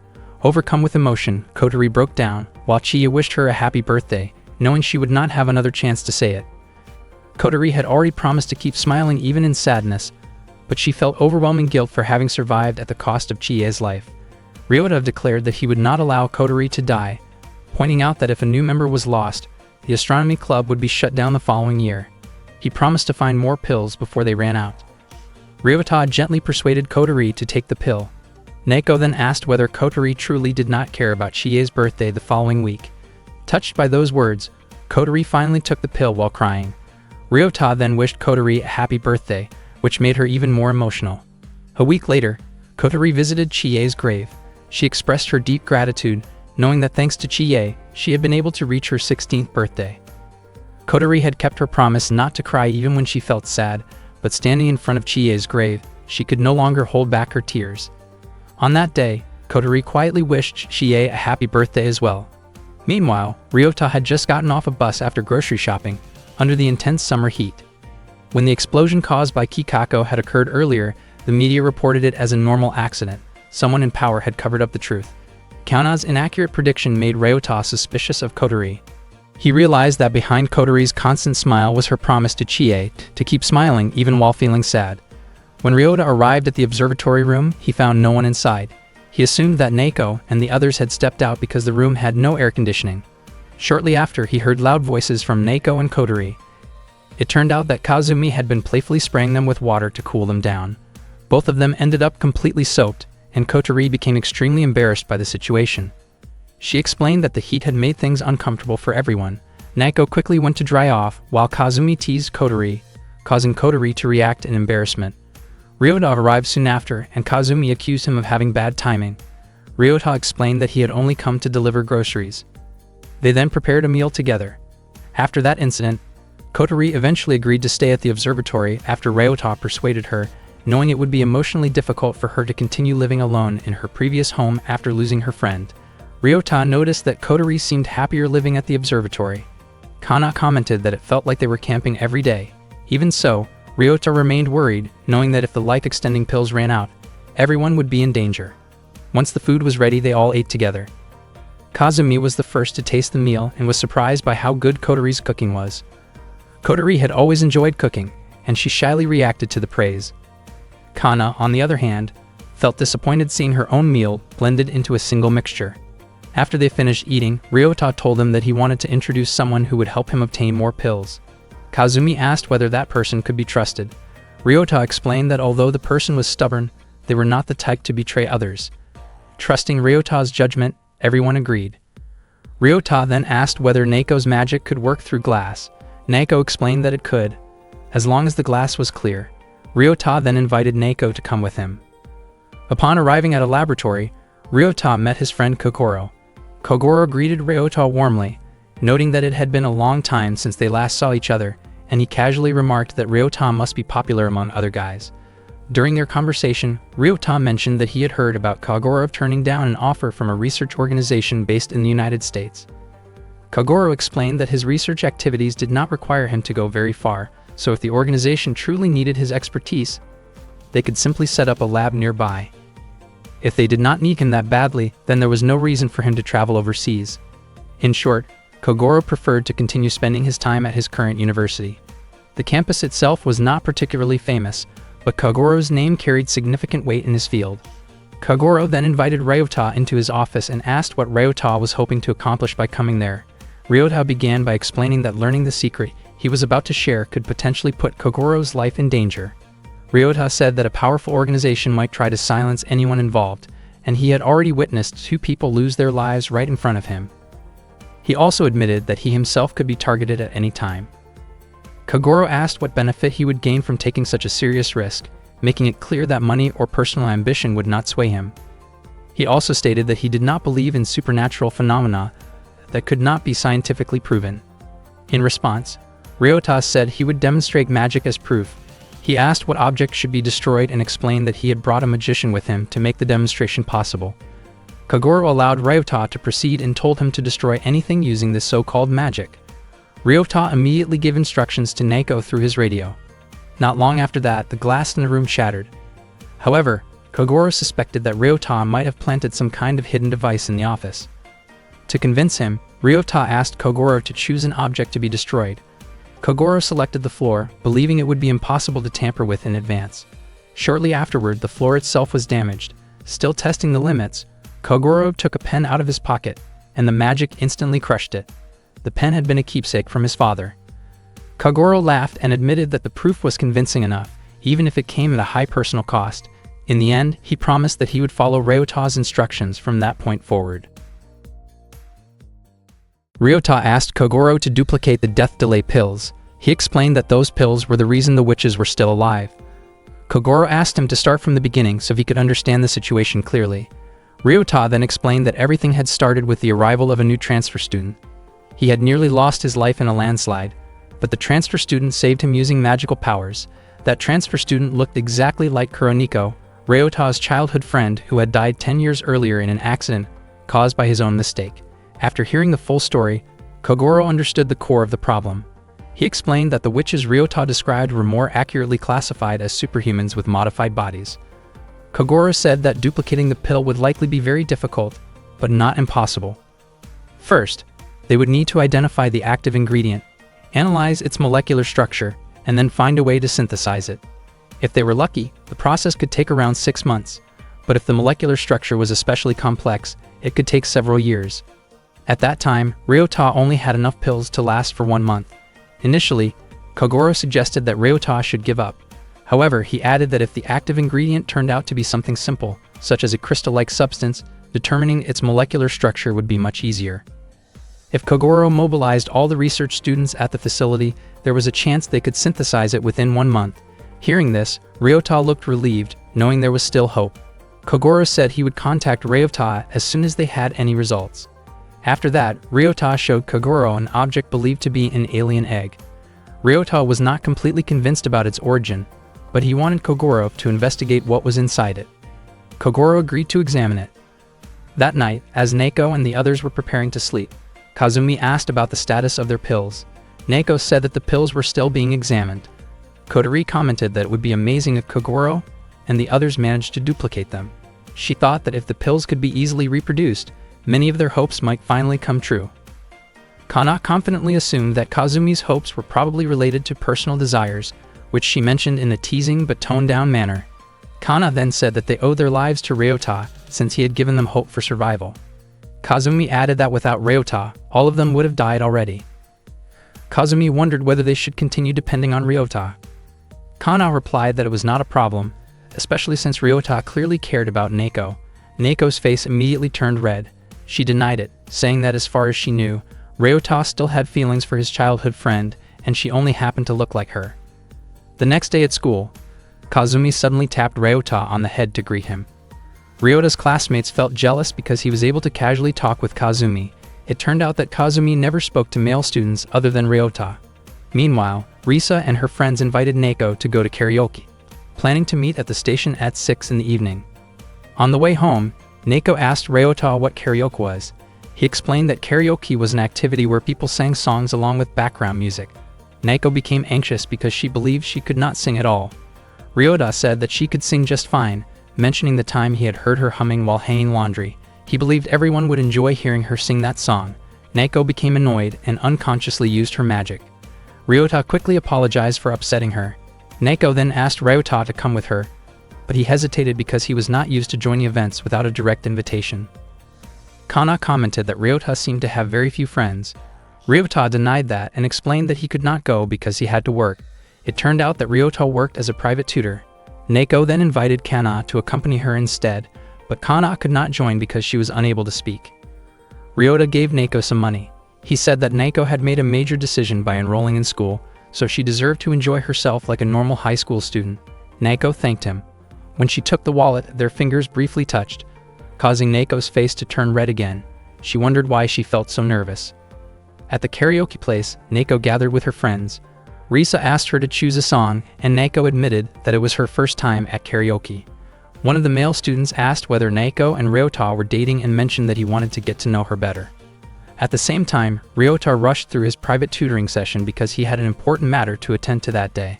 His student asked whether he was going on a date, but Ryota said the question was not important and told the student to review the assignment. Back at the karaoke room, the male student handed the microphone to Neko and encouraged her to sing. Neko held his hand and wondered why her heart did not race when she touched it. The boy was surprised and became embarrassed. Risa laughed and said that Neko had a great sense of humor. Neko then sang in front of everyone. Her friends were surprised that she chose the song Kuju no Tsuki. After she finished singing, everyone applauded. Neko quickly left the room to go to the restroom. In the hallway, she unexpectedly ran into Ryota. He admitted that he had come to karaoke intending to sing alone, but eventually confessed that he had been worried about her. Ryota asked whether she was having fun, and Neko nodded. Ryota then said goodbye and went home. After arriving at his house, Ryota felt as though his actions made him seem like a stalker. Not long after, his home phone rang. Kogoro informed him that the pill was not a crystalline compound, which meant it was impossible to duplicate it within 1 month. The next day, Ryota could not stop thinking about the pills. He refused to give up, because doing so would mean putting the lives of 4 girls at risk. There should have been pills stored at the laboratory where Neko and the others originally came from, if only he knew where that laboratory was located. When Ryota arrived at the observatory room, he was caught off guard by Kazumi's appearance. His face immediately turned red as he wondered why Kazumi was dressed so lightly. Kazumi explained that the room was extremely hot, and that she was wearing a swimsuit. She even casually pointed out that she was not wearing additional support, which only made Ryota more uncomfortable. He reacted awkwardly, and said that it did not affect him at all. Kazumi responded by kicking him and criticizing him for being insensitive to a woman's feelings. Ryota argued that she was just teasing him, and that a truly gentle woman would not behave that way. Unexpectedly, Kotori and Neko were also dressed in bikinis. Ryota's face grew even redder when he noticed Kotori, while Neko stared at him sharply after realizing that he had been looking at them for a while. Kazumi then mentioned that her computer was acting strange and asked if Ryota could fix it. Ryota explained that he planned to go to Akihabara the next day, and Kazumi immediately asked to come along. She was visibly excited, since she had always wanted to visit that place. Ryota suggested that they meet at the station at 9 in the morning. Kazumi happily looked forward to it, while Neko appeared slightly irritated. Ryota then asked Kotori whether she knew anything about the laboratory they came from. Kotori explained that low-ranking witches like herself were not allowed to know such information, but she had heard rumors about why the laboratory was built in the first place.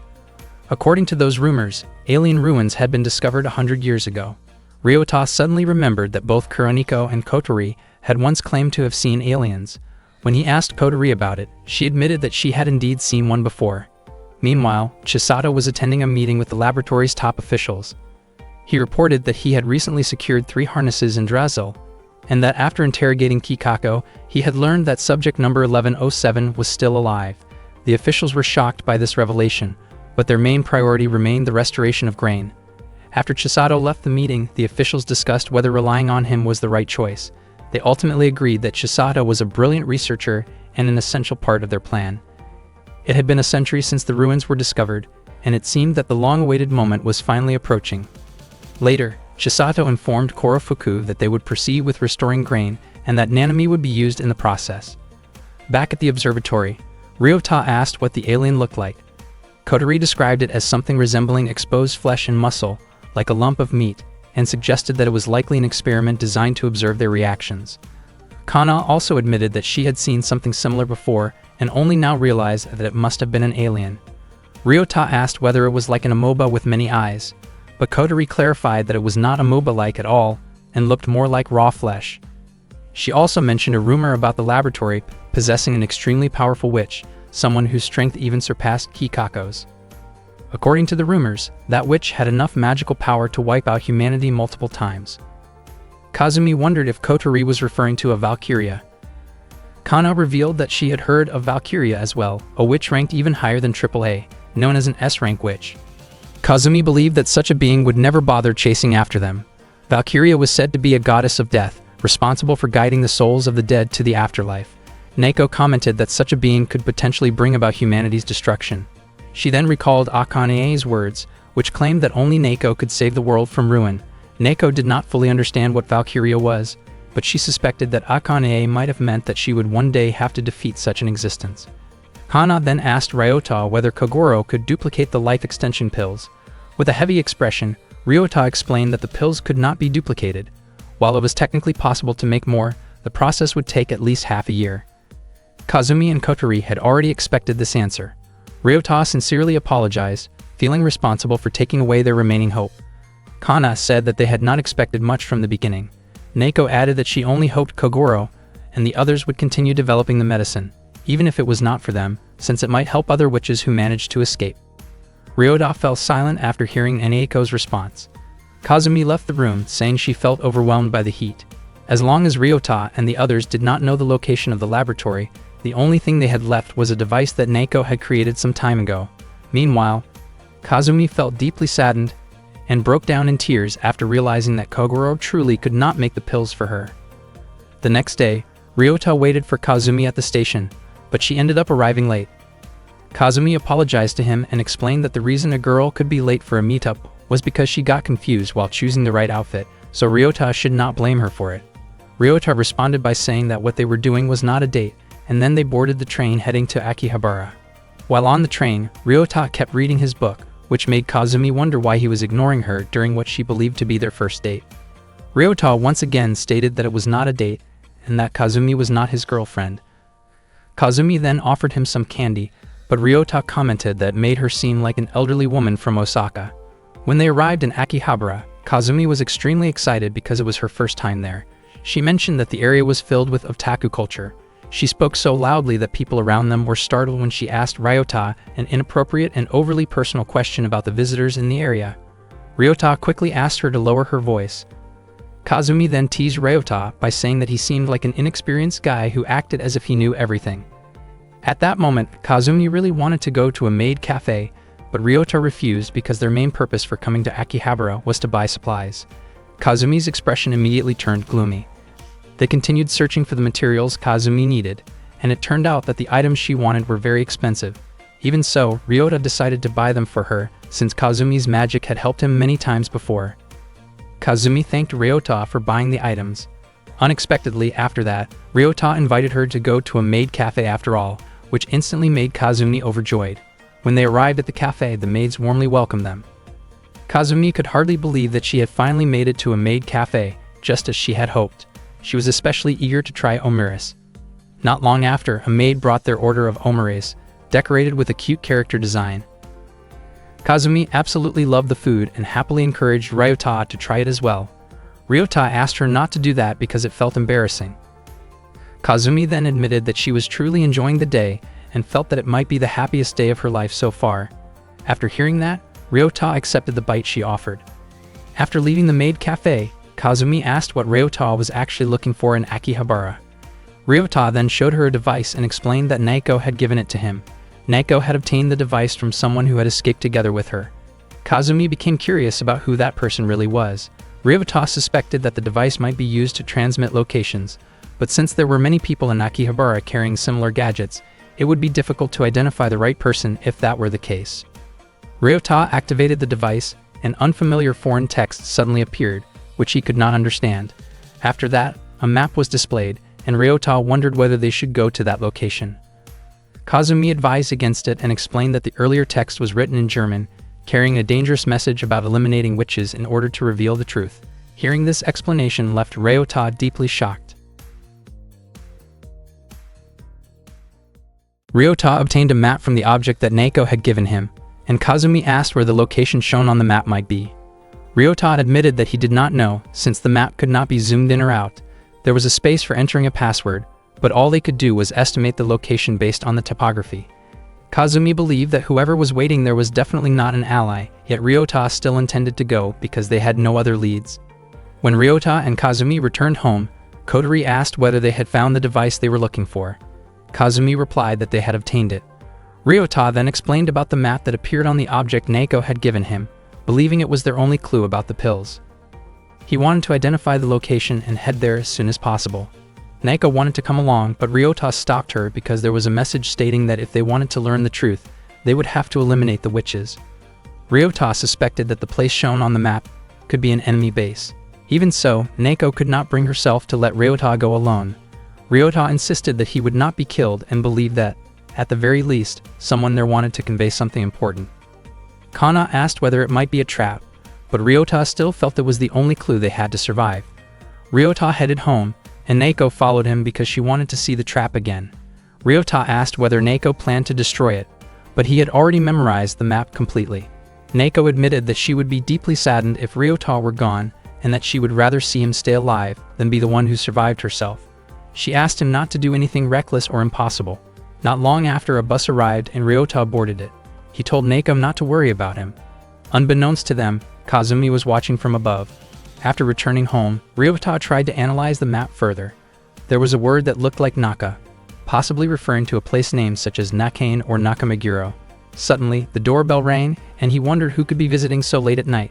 It turned out to be Kazumi, who had come to help with the map. She had improved her interface and offered her assistance. Ryota admitted that he had been struggling, but noted that he was the only one at home at the time. Kazumi considered that convenient and entered the house without hesitation. Ryota was surprised that she knew his address, but Kazumi explained that she was an exceptionally skilled witch in information technology. As long as the data existed in Japan, she could uncover it. She even teased him about his online habits, which made Ryota visibly embarrassed. Ryota showed her the topographic details he had memorized from the map, and Kazumi was impressed that he could recall it with such precision. Ryota explained that he could remember anything after seeing it once, almost like a scanner. He believed that Naka was the key clue and likely referred to a place name starting with those letters. Soon after, Kazumi identified the location on the map as Nakaruzawa. From satellite imagery, the area appeared to resemble an entertainment complex. Ryota asked Kazumi not to dig any deeper, worrying that other witches with similar abilities might notice someone investigating the area. He planned to research it further at the library the next day instead. Out of nowhere, Kazumi asked whether Ryota had feelings for Naoko. Ryota was confused by the sudden question and did not admit to having romantic feelings for her. The conversation then took an awkward turn, with Kazumi behaving impulsively and making Ryota increasingly uncomfortable. Her actions and words were driven by emotional confusion rather than logic, and the situation quickly became tense. Ryota tried to avoid escalating things and made it clear that he did not want to cross any boundaries. Kazumi became frustrated and acted out physically in a way that reflected her unstable emotions rather than genuine intent to harm. Ryota managed to separate himself from her, and the two ended up in an extremely awkward position that only heightened the tension. Kazumi soon realized that things had gone too far and abruptly asked to stop. She appeared confused by her own behavior and admitted that everything had happened too suddenly for her. Ryota remained silent, unsure how to respond. Kazumi then questioned whether Ryota felt unsatisfied, but he denied it, insisting that he was not thinking about things in that way. In the end, Kazumi calmed down and stayed close to Ryota, expressing that she understood him better than she initially thought. The moment ended with lingering discomfort and unresolved emotions, highlighting the complexity of their relationship rather than any clear resolution. Ryota reminded Kazumi that the last bus would arrive soon, but Kazumi instead asked to stay the night because she wanted to be close to him. Ryota decided to go to sleep right away since he had to wake up early the next morning. However, he found it impossible to fall asleep with a girl lying beside him. Kazumi wrapped her arms around him and reminded him not to do anything reckless the next day. The following morning, Ryota set out on a journey toward the location marked on the map. He eventually arrived at a ruined church, and the damage appeared to be relatively recent. Ryota suspected that the people who were trying to uncover the truth might have already been attacked. He decided to leave the area and soon encountered an elderly woman who owned a nearby shop. Ryota asked her about the destruction behind the building. The woman explained that about 3 months earlier, a very loud explosion had been heard in the middle of the night. Ryota asked whether anyone had gone near that area afterward, and the woman said that no one had approached the site at all. Ryota apologized for asking so many questions and prepared to leave. The woman quietly murmured that she should have been the one apologizing to him. Ryota returned to the church ruins to search for clues. On the damaged wall, he noticed writing and several dark stains that suggested something serious had happened there.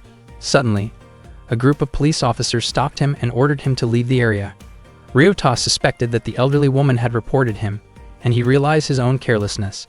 He apologized and explained that he was only curious, but the officers immediately restrained him. The police chief instructed his subordinates to report the situation to the community unit. Ryota was forcibly taken toward a police car, and he thought that if he was arrested, everything would end right there. Unexpectedly, the police car suddenly exploded, shocking everyone at the scene. It turned out that Naoko was responsible for the explosion. She caused several more explosions nearby and also destroyed Ryota's restraints. Naoko signaled for Ryota to run toward her. Ryota immediately started running, but the police chief fired a warning shot. The chief was convinced that Naoko had a device attached to the back of her neck, and the officers identified her as the terrorist they had been searching for. Naoko calmly stated that the police weapons were too weak to defeat her. Ryota was confused about why Naoko seemed to provoke the police, and she told him to stay back. The police chief then fired directly at Naoko, but the bullet shattered instantly before reaching her. The chief ordered all officers to fire at once, yet every bullet broke apart in midair before making contact.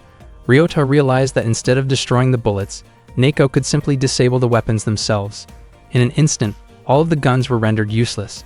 The police chief ordered his team to call for backup, but their radios and phones no longer worked. Ryota was certain that this was Kazumi's doing, and it became clear that Kazumi had not allowed Naoko to act alone. Naoko caused another explosion near the officers, leaving them disoriented. She urged Ryota to leave immediately, but the police chief suddenly rushed forward and knocked Ryota to the ground. The chief claimed that he had clearly seen the device on Naoko's neck. Naoko tried to pull the police chief away from Ryota, but she was pushed aside. The chief restrained Ryota and warned him not to underestimate the police. At that moment, Kotori suddenly took the police chief's place. She had anticipated this outcome, tied herself to a tree beforehand, and waited for the right moment. Meanwhile, the police chief was left stunned by what had happened and wondered whether the earlier events had even been real. Ryota questioned why Naoko and Kotori had come with him, even though he had told them not to follow.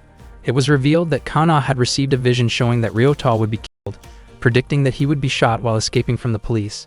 Naoko explained that she and the others did not want Ryota to push himself alone. They could not stay behind while he walked into danger for their sake. Naoko believed that if they combined their abilities, they would become incredibly strong together. Ryota had been worried about their safety, but he realized that he had no choice but to trust them. Without their intervention, he would not have survived that day. Kotori asked what they should do next since they had run out of leads. Ryota told her not to worry because there was still one final clue left. Meanwhile, Kogoro was in his office. As one of Ryota's relatives, he hoped he could help ease Ryota's burden in some way. Before long, he received a phone call that provided extremely important information. Kogoro became excited, driven by his strong curiosity. He became convinced that the cell in question might actually be a fertilized alien egg. At the same time, Korofuku met with Chisato in his office. He informed him about reports received from the prefectural police. Based on the situation, the cases appeared to be numbered 1107 and 7620. Chisato asked how many people had witnessed the witch. Korofuku explained that 6 people from the local jurisdiction staff had seen her. He then asked whether they should assign Nanami to handle the situation. Chisato gave his approval and also instructed that, after dealing with that matter, Nanami must locate number 1107. Meanwhile, Kazumi was inside the observation room with Kana. Kana wanted to bring something up with Kazumi. Earlier, Kana had felt extremely uncomfortable because Kazumi tended to be overly talkative and inappropriate, especially when discussing topics related to Valkyries. Kazumi believed that their conversation might attract attention from others. Kana stated that Kazumi's behavior had been bothering her. Kazumi responded by saying that Kana had been acting unusually bold lately, making an insensitive remark about changes in her appearance. Kazumi's actions crossed personal boundaries, causing Kana to feel embarrassed and distressed, and she asked him to stop and respect her space. At that moment, Ryota, Naoko, and Kotori entered the room and were shocked by what they saw. Kana immediately sought help from Naoko, explaining that Kazumi had acted in a way that made her feel unsafe. Kazumi quickly corrected his behavior and helped Kana fix her clothing properly. Naoko was deeply surprised that Kazumi would behave so carelessly toward Kana. Kazumi insisted that Kana was an important friend to him. In an attempt to lighten the mood, he rushed to the refrigerator, grabbed a pudding, and gave it to Kana.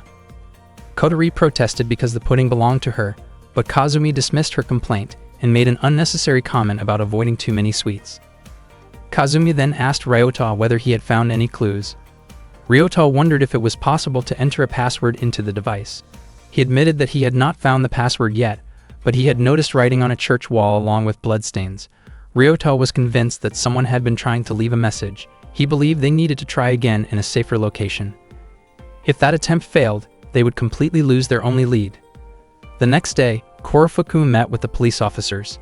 He wanted to hear a detailed explanation of the previous day's incident.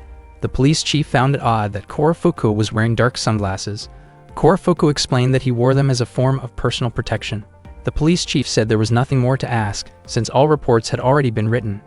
He firmly believed that the figure they had seen was a superhuman and asked Korofuku to clarify the situation. Korofuku then introduced them to a superhuman individual. He explained that this person possessed tremendous strength and had a very distinctive appearance. The officers were immediately stunned upon seeing the superhuman's face. The police chief added that they had tried to capture a young intruder who had entered the church, but the person managed to escape. He believed it was not a serious issue and did not require further investigation. Korofuku later took the superhuman to another location and explained that the mission was to find the whereabouts of number 1107. He brought her to a crowded area and reminded her that the harness she was wearing contained a signal device, so she needed to stay alert in order to survive. The superhuman quickly drew attention from the surrounding crowd due to her unusual presence. Her name was Nanami. Korofuku took Nanami to a crowded public area and began scanning the memories of the people around them simply by looking at them. Nanami noted that most of the people there were tourists. Korofuku planned to take her to the place where hashtag 1107 had last been seen, but Nanami instead asked him to buy her some ice cream. She explained that her magic required a lot of sugar to function properly. After finishing her ice cream, Nanami commented that the outside world really was as beautiful as she had imagined. While they were in the car, she sketched the image of a high school boy remembered by the police. Korofuku felt that her drawing was not very good. Although he wanted to eliminate that student, his main goal was still to find hashtag 1107 first. As they prepared to leave, Nanami suddenly asked whether Korofuku would forget her. He was confused by the question. He admitted that he would not be able to do his job properly if he forgot her. After that, they visited several locations to scan people's memories, but they still found no useful clues. Korofuku did not expect it to be this difficult to track down hashtag 1107. At the same time, he was surprised to see Nanami constantly snacking. She explained that the food was necessary to maintain her magical ability. Korofuku asked whether Nanami really needed to lift her skirt each time they visited a place. Nanami had to make eye contact with the people whose memories she wanted to scan, and she said that this method was the most effective way to draw attention. Later, they went to a large shopping center in the city. Korofuku warned her that doing that there could get her into trouble with the police. Nanami asked what she should do instead. Since Nanami had a naturally sweet and eye-catching appearance, Korofuku believed people would look at her as they passed by. Nanami fell silent and her face flushed. Unexpectedly, she removed her outer layer of clothing, which immediately drew attention from people nearby. A few individuals approached her inappropriately, but she calmly asked them not to disturb her. When Nanami looked directly at one of them, the person suddenly became frightened and ran away in confusion. Korofuku approached her and asked what she had done. Nanami explained that she had erased that person's memories from the present day back to when he was 5 years old. At that moment, Korofuku realized how much his sunglasses had been protecting him. He told Nanami to take a break, but she suddenly succeeded in scanning the memories of someone who knew Ryota. She had scanned a high school student named Kitsuka. Nanami then asked for 1 full day to walk around freely, promising that she would continue her task afterward. Korofuku was puzzled by this request. Nanami explained that her ability was not limited to scanning and erasing memories. When she erased someone's memories, she could also replace them with new ones. She asked whether that made Korofuku uneasy. He admitted that he felt safe as long as he wore his sunglasses. Not long after, an unknown man suddenly attacked Korofuku, mistaking him for someone else who had caused trouble for his younger sister. Korofuku fought back. Nanami commented that Korofuku had already put himself at a disadvantage by bringing her into such a crowded place. In the chaos, several people surrounded Korofuku. A strike knocked off his sunglasses, allowing Nanami to scan his memories and restore them to their original state before he could forget her. Nanami quickly took the gun from him. Korofuku appeared as if nothing had happened. From the memories she had just seen, Nanami grew curious about what the researchers had been doing to him. She had already suspected that Korofuku would soon forget her again. Later that afternoon, Hitsuka told Ryota that a friend wanted to meet him. Hitsuka brought Ryota to see Nanami. Afterward, Nanami asked Hitsuka to leave immediately. On the way back, Hitsuka felt confused about why she had introduced Ryota to a girl she did not even remember meeting before. Meanwhile, Nanami scanned Ryota's memories and discovered information about #1107.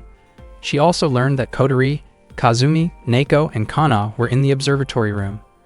Ryota noticed the harness around Nanami's neck and recognized her as a witch. Nanami raised her gun, explaining that her magic worked instantly. Ryota immediately looked away and stated that he understood her power allowed her to read and alter memories. Nanami wondered how Ryota knew this. Ryota reasoned that Hitsuka could not possibly have a witch as a friend, since Hitsuka had treated Nanami as someone she already knew. Nanami's ability clearly involved not only reading minds but also altering them. Nanami questioned who Ryota really was. Ryota concluded that her reaction meant her power only worked when she made eye contact with someone. Nanami was shocked by how perceptive Ryota was. At first, she had intended to erase his memory. Ryota believed that, unlike the other witches who had chased him with the intent to harm him, Nanami seemed different and capable of becoming his ally. Hearing this left Nanami visibly surprised. At the same time, Korofuku contacted the laboratory and requested an extension for Nanami's lifespan. He had not expected to be assigned to monitor the facility and report on its condition at any moment. Nanami told Ryota that she wanted to enjoy her freedom for the day before returning to the lab to report back. If she did everything correctly, she would receive a reward. Ryota did not know what kind of reward she was promised, but he asked whether a single day of freedom was really enough for her. He explained that he and the others had already found clues that might help her obtain more pills. If they could do something about the saucer, Nanami might be able to live freely. Ryota asked her to trust him, yet Nanami said it was hard to believe him when he kept avoiding her gaze. Nanami then asked to see Ryota's memories again. She said that if he was truly being honest, she would believe him. Ryota asked whether she planned to erase or alter anything. Nanami found it strange that Ryota asked for her trust while he himself seemed unable to trust her. Ryota admitted that he did trust her and looked directly at her. Nanami used her magic, causing Ryota to collapse. She erased his memories all the way back to his birth, leaving him crying like a baby. After throwing away his gun, Nanami quickly left the area.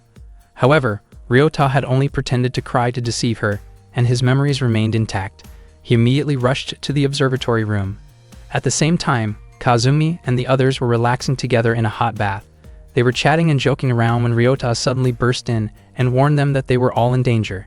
Everyone screamed in surprise and quickly covered themselves, confused about why he had entered so suddenly. Ryota explained that another witch was watching them and had already discovered their location. He showed them a sketch of Nanami that he had drawn from memory.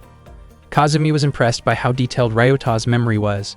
Ryota suspected that Nanami might have failed to erase his memories because of how strong his recall was. In an instant, Kazumi pulled up a photo from a park camera taken the night before, showing Nanami. However, she could not determine Nanami's exact location at that moment. If they did not leave before morning, they might run out of time. Ryota suggested that they all decide together that night whether they would confront Nanami or escape from the observatory and move somewhere else. The next day, Nanami went to the hotel reception desk to check out. She used her magic to make the receptionist remember that she had already paid for her room. Nanami then made up her mind not to use her magic for the rest of the day because she wanted to experience life as an ordinary girl. Feeling extremely hungry, Nanami approached Korofuku to borrow some money so she could buy snacks. Korofuku doubted that she would ever be able to repay him and made an inappropriate suggestion. Nanami only needed 50 yen to buy candy, but Korofuku remarked that the amount was too small and made a crude offer instead. Nanami remembered that Korofuku had once seen her entire body in the experiment room, and she realized she had erased that memory from him. Embarrassed and uncomfortable, Nanami complied in a way that made her face turn red, and she quickly left after receiving 1,000 yen. Korofuku could not fully understand who Nanami really was. Nanami stared at the money in her hand, amazed at how much it was. With that amount, she could buy a large number of candies. Suddenly, she noticed a boy being scolded by his friend for accidentally dropping a trading card. Nanami asked about the price of the card and learned that it cost 1,000 yen. Without hesitation, she handed over all the money she had just received to replace it. She gently asked the boys to stay friends and stop arguing. Both boys thanked her sincerely. Nanami realized that she had helped prepare their friendship in an unexpected way. She returned to Korofuku again to ask for more money. Meanwhile, Ryota, Neko, and Kotori were in the city center. Kazumi informed them that Nanami was still near the fortress area, and Ryota asked Kazumi to keep tracking her movements. Kotori worried that she might accidentally make eye contact with Nanami and suggested wearing sunglasses as a precaution. At that moment, Nanami was walking down the street. She had just received another 1,000 yen from Korofuku after an uncomfortable exchange. Feeling very hungry, she searched for a shop that sold the cheesecake she had been craving. She then saw a group of high school girls chatting excitedly about the crepes they were about to buy. Nanami wished she could talk and laugh with friends like them. She felt a deep sense of envy toward people who had companions to share moments with. Kazumi then informed Ryota that Nanami was on Nakamachi Street. Ryota and the others immediately hurried toward that location. At that moment, Nanami was sitting in a cafe, surprised by how expensive the food was. She ordered a single slice of cake without a drink. When the cake was placed in front of her, she could hardly believe that the day had finally come when she could taste cheesecake. As she took a bite, she quietly admitted that she had struggled through life just to be able to enjoy something as simple as this. Her words deeply moved the cafe staff who overheard her. After leaving the cafe, Nanami found herself thinking that she did not want to return to the lab. She looked around at the people passing by, each of them living their own ordinary lives. Under the lab's orders, she had erased the memories of many people, and now only a few lab members even remembered who she was. No one else recognized her.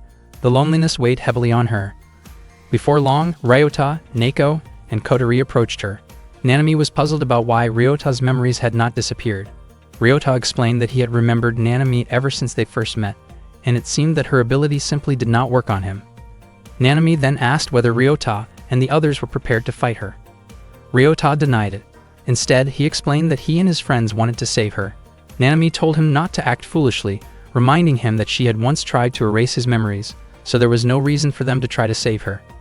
Ryota gently asked Nanami to trust him, assuring her that he and the others were serious. Neko stepped closer and said that they did not need a reason to help someone who was suffering. Nanami was touched and wondered how Neko could tell that she had been alone for so long. Unexpectedly, Neko removed her sunglasses, shocking everyone around her.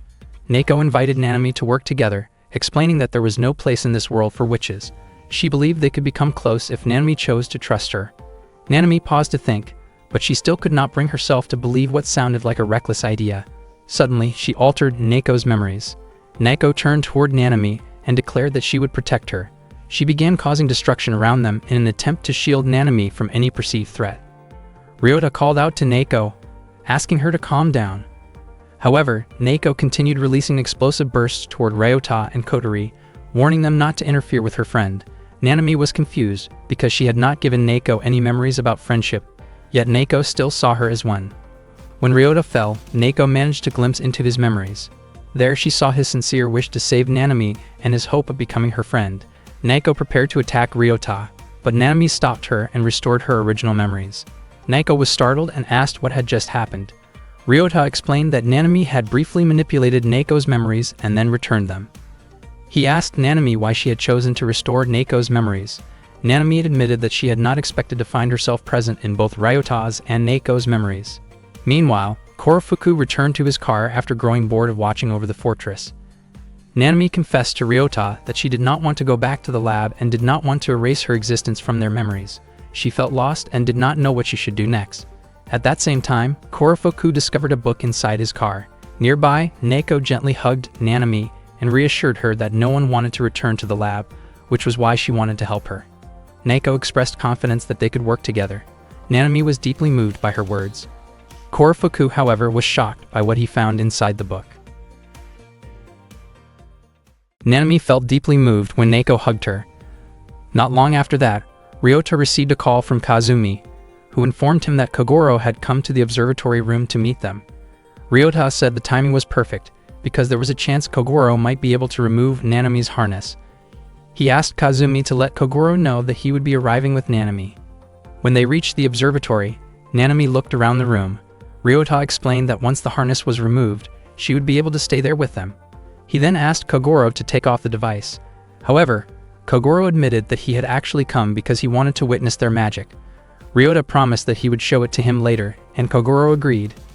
Ryota went on to explain that the harness allowed the lab to press an eject button remotely. If that button was activated, the witch's body would dissolve and she would die. Kogoro found it difficult to believe, but he agreed to proceed based on Ryota's explanation. He noticed that the harness was secured by claw-like clamps attached to a ring, and that removing it by force would trigger a sensor alarm. Kogoro said he needed to examine the internal structure of the harness using X-ray equipment and asked how much time they had left.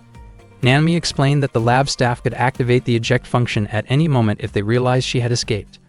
Ryota asked Kana whether she had seen any visions. Kana admitted that she had not, and that she could not see every possible death. Since time was limited, Kogoro suggested using liquid nitrogen to disable the sensor and then attempting every possible method to dismantle the device. Ryota pointed out how risky that plan was. Surprisingly, Nanami said she did not mind whether the attempt succeeded or failed. She believed that people did not truly disappear from the world when they died. According to her, true death happened only when someone was forgotten. Because she had the ability to erase the memories of other witches, she had never been allowed to meet any of them. As a result, she had never had a single friend. She said that if Ryota and the others would not forget her, she would be ready to accept death there. If that happened, she would still feel happy. Naoko immediately told Nanami not to say such things. She said she would be heartbroken if Nanami died. Naoko believed that none of them would forget her, but remembering her after her death would be too painful, and she did not want that to happen.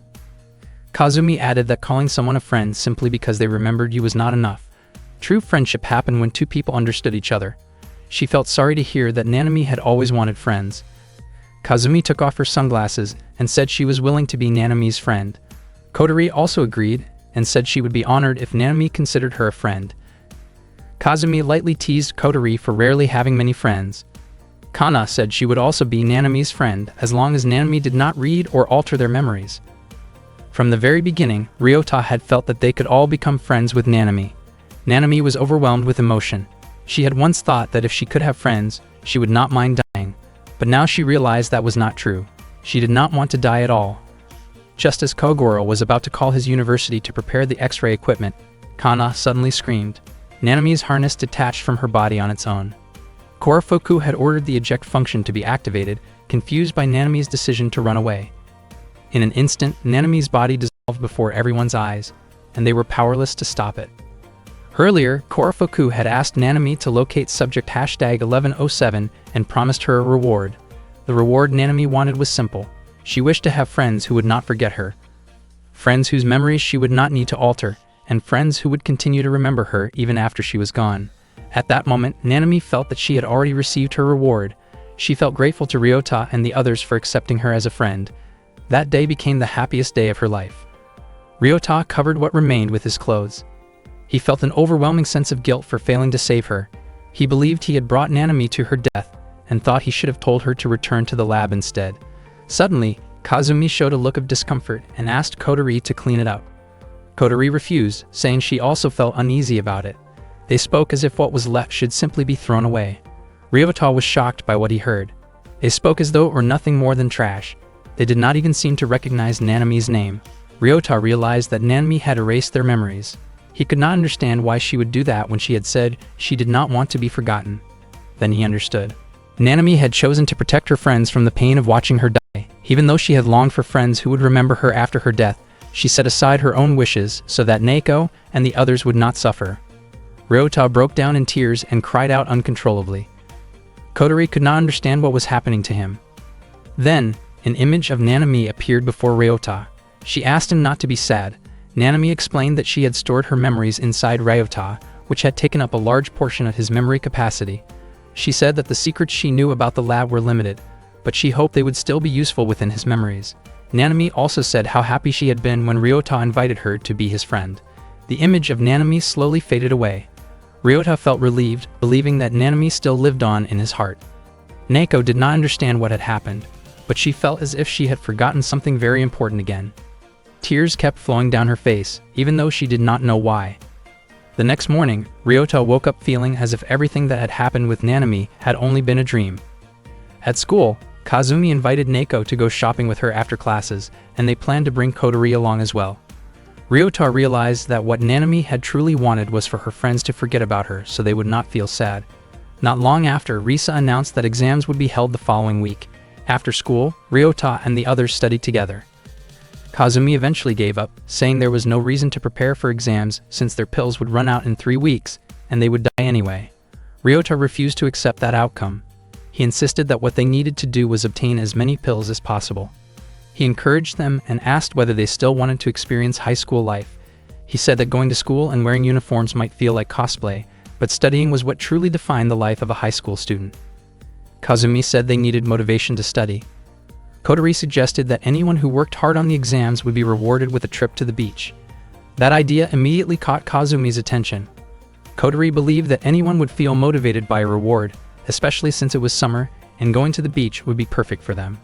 Ryota agreed and promised to take them to the beach if they scored above average. Kazumi and Kotori were thrilled to hear this. Ryota told Kana not to worry about it since she did not attend school. Kana said she did not mind missing the beach trip, but Ryota promised he would rent a wheelchair for her when they went. Kazumi then started talking excitedly about youthful energy and asked Ryota to help her calm down. Ryota told Kazumi to take a cold shower. Kotori reminded Kazumi not to keep bringing up overly personal topics. Kazumi replied that she considered herself more mature than the others and asked if anyone among them had ever kissed someone. Neko and Kotori were startled by the question, while Kana did not even understand what Kazumi meant. Kazumi claimed that she had once kissed someone, and that person was Ryota. Ryota was shocked, and without realizing it, Neko accidentally caused a tree in front of her to explode. Ryota did not understand why Neko reacted that way. He insisted that he had never kissed anyone. Kazumi wondered if Ryota had simply forgotten what happened in Akihabara. Hearing this, Neko accidentally caused another tree to burst apart. Ryota accused Kazumi of lying, but Kazumi insisted she was telling the truth, and said that the moment happened at a maid cafe. Ryota finally realized that Kazumi was referring to an indirect kiss when he had tasted her omuris. Neko became upset and chose to walk away. Ryota could not understand why Kazumi had brought that up. Kazumi maintained that she had not been lying and admitted she had been very happy at the time, though it seemed Ryota had not felt the same way. That afternoon, Ryota walked home, wondering where Neko had gone and why she had been so upset. Suddenly, he heard Neko singing to herself, saying that she was not sad at all and did not care about the indirect kiss. Ryota watched her quietly, confused about why it mattered so much to her, but he decided to head home before she noticed him. Unfortunately, he accidentally kicked a can, startling her. Ryota apologized and said he had not meant to spy on her, claiming he had not heard anything. He even spoke in the same rhythm as her singing, which made Neko shout in embarrassment. Ryota explained that what Kazumi had called an indirect kiss was simply when he tasted Kazumi's omuris. Neko asked him not to talk about it anymore because she said she did not care. Neko's throat had grown dry from singing for so long, so Ryota handed her his bottle of water. She drank from it without thinking, then suddenly realized she had just shared an indirect kiss with him. Her face turned red, and she began singing again, insisting that it had nothing to do with anything. Ryota suggested that since she liked singing, she should try going to karaoke. Neko did not know what karaoke was. Ryota was surprised because she had once gone to karaoke with her classmates. He realized that Neko's memory of that time must have disappeared. Ryota remembered what Kazumi had once said, that if Neko was unlucky, she might forget things she did not want to forget. He felt a wave of sadness and fear that one day Neko might forget him too. Without thinking, Ryota hugged Neko. Her face turned red, and she did not understand why he suddenly did that. That night, Kazumi, Kotori, and Neko studied hard together to prepare for the exam the next day. The next day was the modern Japanese exam, and the students worked through the test with serious focus. A few days later, the results were announced. Kazumi approached Ryota and said that if she ranked second, she wanted a reward from him. The reward she had in mind caught him completely off guard. Ryota was shocked and firmly refused. When the results were revealed, it turned out that Neko ranked first and Ryota ranked second. The outcome surprised everyone. Ryota thought that if Neko had never lost her memory, she would probably be incredibly smart. Kotori wondered aloud whether Neko would ask Ryota for a reward since she had earned the top rank. Neko innocently mentioned a request that made Ryota certain she did not fully understand what she was saying. Kazumi did not object, since Neko had fairly beaten her. Kazumi then reminded Ryota of his promise to take them to the beach. They all went to the beach together. Neko was completely captivated by the beautiful scenery. Ryota commented that Kotori probably should not have come along because her exam score had been very low, but she had begged to join them because she did not want to be left alone and bored. While they were there, Ryota caught himself noticing Kotori and Neko in a way that made him feel awkward, and he quickly tried to look away. He asked Neko why she was crying when she saw the ocean, even though this was already her second visit to the beach. Kazumi asked Ryota what he thought about her swimsuit. He made a careless remark in his head, and Kazumi, sensing what he was thinking, reacted by kicking him. Ryota admitted that she had guessed correctly, which only made her more annoyed. Later, while Naoko and Ryota were in the water, a large wave hit them and caused part of Naoko's swimsuit to come loose. Ryota panicked and helped her fix it as quickly as possible. After that, they relaxed on the beach together. Ryota suddenly remembered that he had meant to check a small detail on Naoko earlier, but had completely forgotten. Naoko, meanwhile, wondered why she felt a strange sense of warmth inside. As they spent time together, they realized they were experiencing a kind of happiness they had never felt before. Naoko thanked Ryota and said she wanted to return to the beach with everyone again someday. Ryota promised that he would take them there again in the future. Meanwhile, Chisato was in a meeting with the higher-ups. He proposed deploying Valkyria. Valkyria was an S-rank witch, and there were concerns that Chisato might not be able to control her if she went out of control. Chisato argued that they were running out of time, and that Valkyria's magic could restore #1107 without failure. Although the plan carried serious risks, Chisato explained that he had prepared a monitoring team of 7 A-rank witches with strong defensive abilities. The higher-ups did not approve the plan, but Chisato had already taken matters into his own hands and sent Valkyria out. Once released, Valkyria appeared delighted. It was later revealed that she had already eliminated all of her former companions. The police arrived and blocked Valkyria's path. They wanted to question her about the discovery of multiple bodies in the park, and asked her to turn herself in. Valkyria had just felt a sense of freedom after eliminating the fellow witches who had been troubling her, and she now prepared to treat the officers in front of her as nothing more than a warm-up. She activated her magic and a strong gust of wind swept toward her position. The officers had no idea what she was about to do. Moments later, she unleashed her antimatter magic. A massive explosion followed and engulfed Mount Tsurugamin in flames. People nearby panicked at the sight, while Valkyria reacted with visible excitement. Several officers near the bodies assumed the explosion was caused by a volcanic eruption from Mount Tsurugamin. Amid the chaos, one of the bodies suddenly showed signs of life. When she noticed her damaged clothing and the condition she was in, she realized that Valkyria had likely attacked her. Taking advantage of the confusion, the girl quietly left the area. Meanwhile, Kazumi was shocked after reading online news reports about the eruption at Mount Tsurugamin. She wondered if Valkyria could be responsible, and Kana felt certain that Valkyria was behind it. Valkyria was known as the highest-level hybrid, capable of using 8 different types of magic. Kazumi could not understand how Valkyria was outside the lab when she was supposed to be in a dormant state. Kana suspected that Valkyria might have discovered their whereabouts. Ryota reflected that if a witch as powerful as Valkyria chose to attack them, no strategy would be enough to guarantee their survival. At the same time, senior officials were holding a meeting with Chisato. They questioned how Chisato could take responsibility for such a serious incident caused by the explosion. They viewed him as lacking competence, believing that even his life could not make up for the damage done. They expressed deep disappointment, especially because they had placed high expectations on him. Elsewhere, the witch who had regained consciousness boarded a bus in search of the observatory. She wanted to confirm whether Valkyria's earlier claim was true. Before leaving, Valkyria had mentioned that 4 witches were still staying in the observatory room. The girl hoped that she would truly find those 4 witches there. When she arrived, she knocked on the door and stepped inside. She was startled to see everyone lying on the floor, covered in what appeared to be blood. She shook Kazumi gently, and Kazumi quickly realized that the visitor was not Valkyria. She then signaled for her friends to wake up. It turned out that Kazumi had instructed everyone to pretend to be dead. She believed that if Valkyria came to finish them off, Valkyria would leave after assuming they had already died from running out of pills. Ryota had found this confusing because he would not die from the lack of pills, but Kazumi reasoned that if he were the only one still alive, Valkyria would certainly target him. The witch introduced herself as Hatsuna. Naoko and Kazumi recognized her immediately because Hatsuna had been their friend back in the lab. Kazumi was surprised that a Ranka witch like Hatsuna had come to the observatory. Hatsuna explained that she had arrived with Valkyria to retrieve someone identified as #1107. Naoko and the others were alarmed at the mention of Valkyria. Hatsuna reassured them that Valkyria had gone elsewhere for the moment. Kazumi felt slightly relieved. Kana asked who #1107 was, but Hatsuna admitted that she did not know the details of the plan. She had found the observatory purely by coincidence.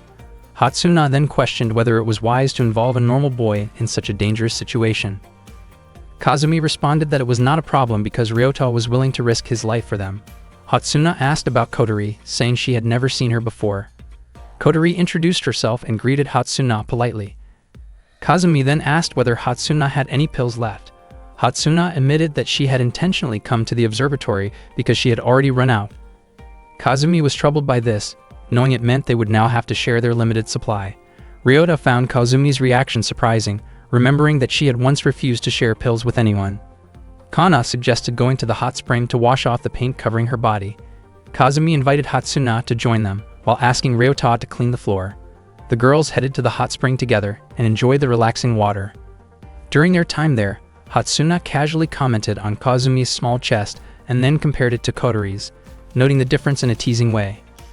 Kotori asked Hatsuna not to be so rough. Neko noticed the marks on Hatsuna's body and asked about them. Hatsuna explained that Valkyria had defeated her earlier and that her wounds had not fully healed yet. Kotori asked what type of magic Hatsuna possessed. Hatsuna explained that her magic was regeneration. Even if her body was severely damaged, she would not die, but she could still die if she was ejected or ran out of pills. Kotori found this ability remarkable. Hatsuna then asked whether Ryota was the one who had saved Kazumi and the others.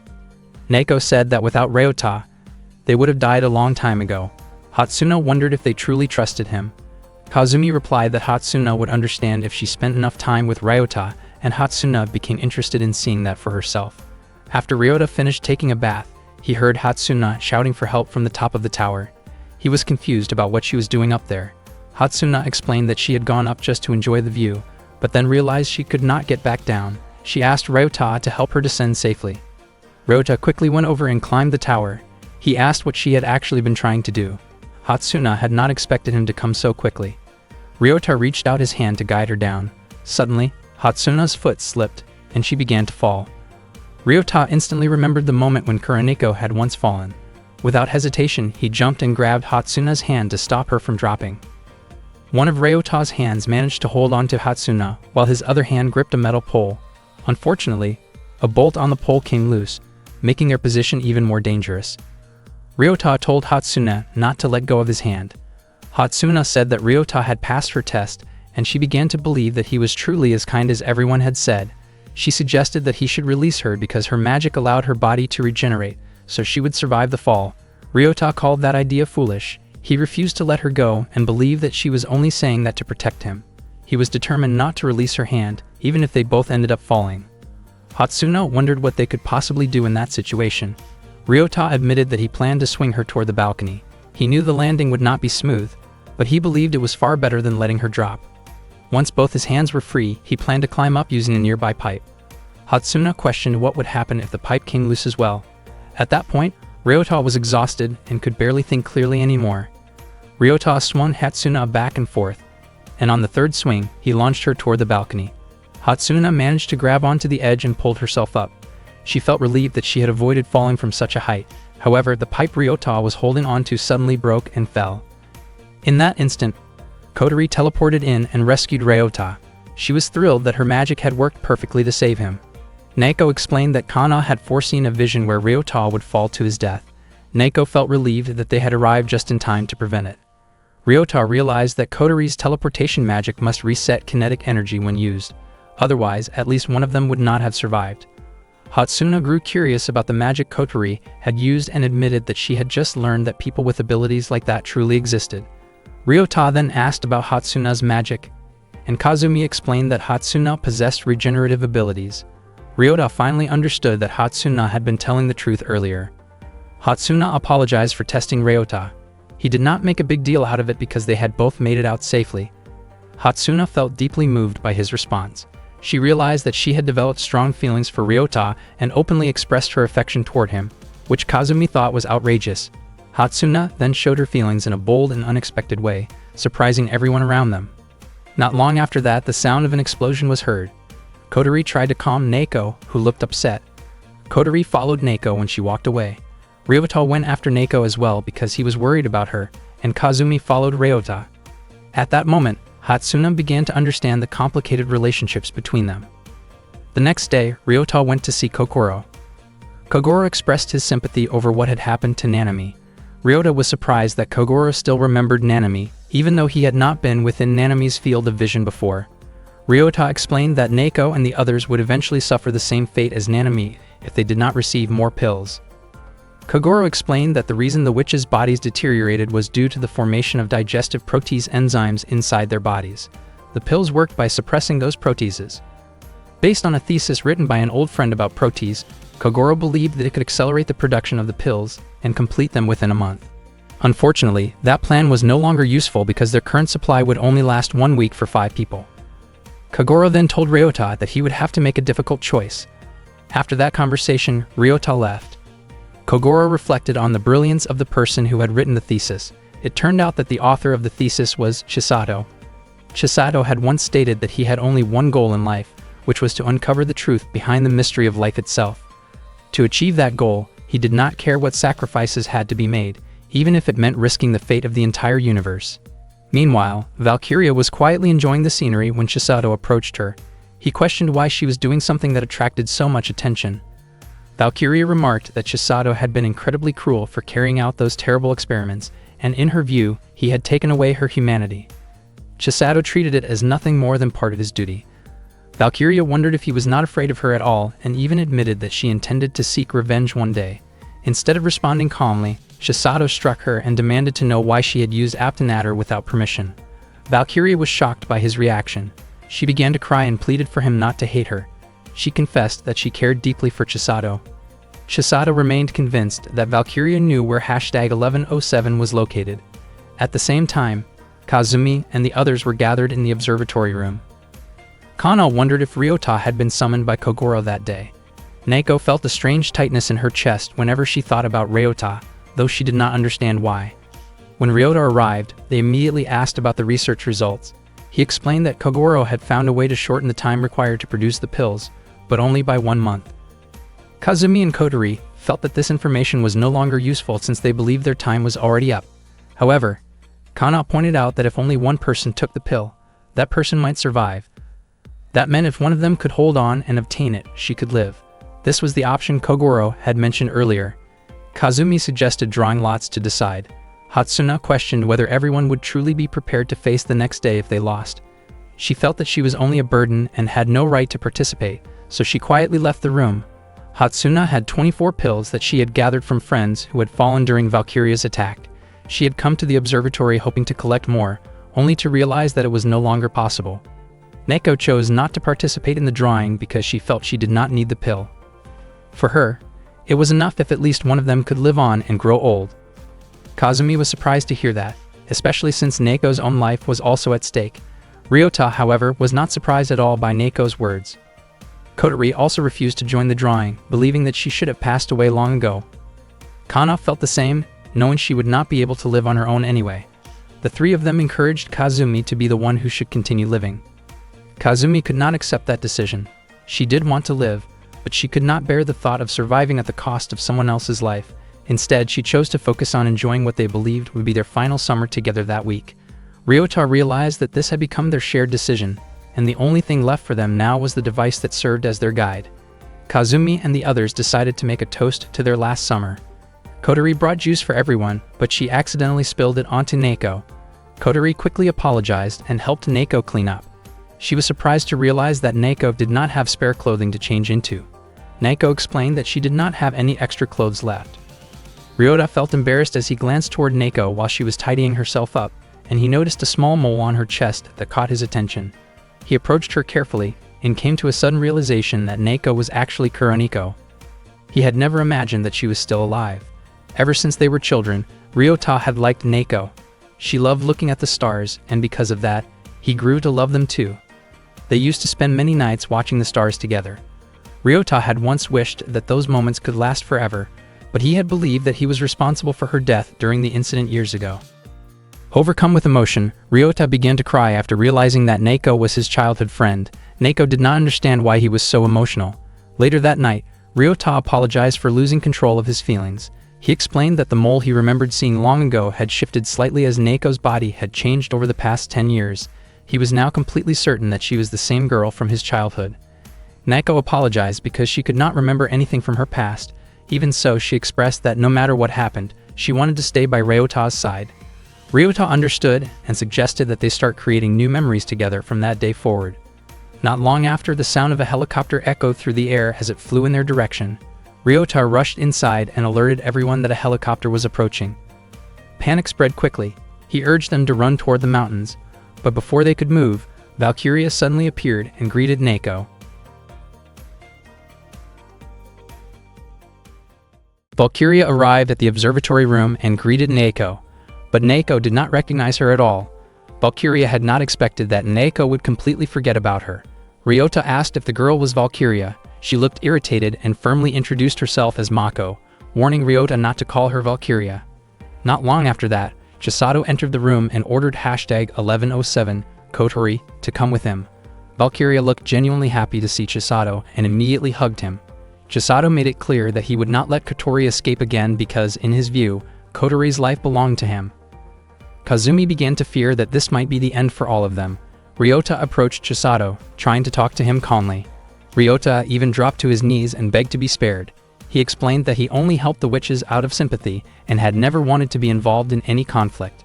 From behind, Hatsuna had been quietly watching everything. She had the chance to run away, but she chose to stay and help her friends. She planned to press the shutdown switch on Valkyria's neck. Hatsuna rushed forward and grabbed Valkyria's head, but she could not find the switch she was looking for. In an instant, Valkyria used her magic to strike Hatsuna down. Ryota and the others were stunned by what they saw. Valkyria seemed confused because she believed she had already eliminated Hatsuna earlier along with the other witches. Chisato explained that Hatsuna would not truly die unless she was properly ejected. Valkyria then asked Chisato for permission to press Hatsuna's shutdown switch. Chisato allowed it, worried that Hatsuna might cause trouble if she remained alive. Before Valkyria could do it, Ryota stopped her. He asked Chisato why he could not let the girl live the way they wished. Chisato responded coldly that there was no reason to let them live, because allowing them to survive would only create hidden threats in the future. Ryota asked whether Chisato had ever considered how the witches must have felt. Chisato replied by asking whether Ryota had ever thought about the insects he had stepped on without care. Ryota argued that the witches were not insects, but human beings just like anyone else. Chisato believed that every life had its own place, and that the only truly sacred life was one's own. Seeing no point in continuing the conversation, Chisato ordered Valkyria to eliminate everyone except #1107. Valkyria hesitated when it came to harming Neko, but Chisato forced her to follow his command. With no other choice, Valkyria prepared to fire her magic. Suddenly, Kotori threw herself forward to protect her friends. Kotori told everyone to run, but Chisato quickly struck her down and aimed a gun at her. He warned Kotori not to resist and demanded that she come with him. Neko reacted by destroying Chisato's gun with her magic and pleaded with him not to hurt Kotori. Valkyria was furious to see Neko injure Chisato. Chisato ordered Valkyria to deal with Neko for interfering. Valkyria apologized because she had to attack Neko and launched her magic toward her. At the last second, Ryota pushed Neko out of the way. The attack hit Ryota instead and he collapsed with severe injuries. Neko, Kazumi, and Kotori cried out and rushed toward Ryota. He was barely able to speak and said that there were lives more important than his own. They broke down in tears as they saw him lying there, powerless. Ryota apologized because he could no longer protect them. As his strength faded, Ryota suddenly saw the image of Nanami in front of him. The figure explained that she was only a memory stored within Ryota's mind, programmed to appear when he was close to death. Ryota realized that his time was running out. Kazumi grew even more distressed as she watched Ryota losing consciousness from blood loss. Nanami told him that she had rid Chisato's memories and knew which witches he feared the most. The first was Kotori, and the second was Neko. In fact, Neko was actually stronger than Valkyria, but her power was unstable because no one could control it. That was why the researchers had sealed her power. At the time, Neko had been on the verge of failure and death, and the only way to handle the situation had been to take a major risk. Not long after that, Ryota closed his eyes, no longer able to hold on. Overcome with anger, Kazumi tried to attack Chisato, but he struck her down and pinned her to the floor. Neko could not accept seeing Kazumi treated that way, so she unleashed her magic toward Chisato. Valkyria commented that no matter how much power Neko released, she could only destroy physical objects. Soon after, Neko's ability shut down temporarily, preventing her from using magic. Kazumi crawled forward and said that none of them had ever wanted to become witches, and that Chisato had turned them into this, causing them to lose precious parts of their lives. Neko began to cry, wishing she had the strength to protect her friends. In a faint voice, Ryota said that Neko actually did have that power, and that it was even greater than Valkyria's. Neko did not understand what Ryota meant. Ryota also mentioned that Nanami had told him how to remove the magical seal, which could be done by pressing the top button on Naeko's harness. Chisato allowed Ryota to press it and confidently believed that Naeko would dissolve and die as a result. However, Ryota could not bring himself to press the button because doing so would put Naeko's life at serious risk. Chisato then ordered Valkyria to eliminate everyone. Valkyria apologized to Naeko because she had to follow Chisato's command. She activated her magic, and at that moment, Naeko and the others had already accepted what they thought would be their end. Unexpectedly, Valkyria's magic suddenly stopped working. Out of nowhere, a group of people arrived to capture Chisato. They had discovered the location through the GPS signal coming from a device in Ryota's pocket.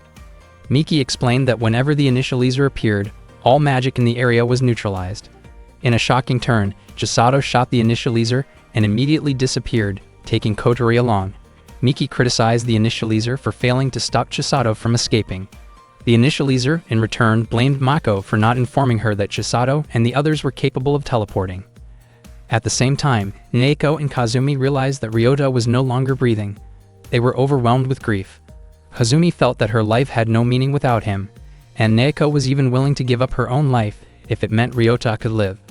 Suddenly, Hatsuna arrived and said there was still a chance. She admitted that she could heal Ryota, but using that ability would cause her body to dissolve. Hatsuna felt indebted to Ryota because he had saved her at the tower, and without him, she would never have received the pills that kept her alive. Hatsuna used her regenerative magic to heal Ryota's wounds. Ryota's injuries began to recover, but Hatsuna's body immediately started to break down. Even after her sacrifice, Ryota's heart had not started beating again.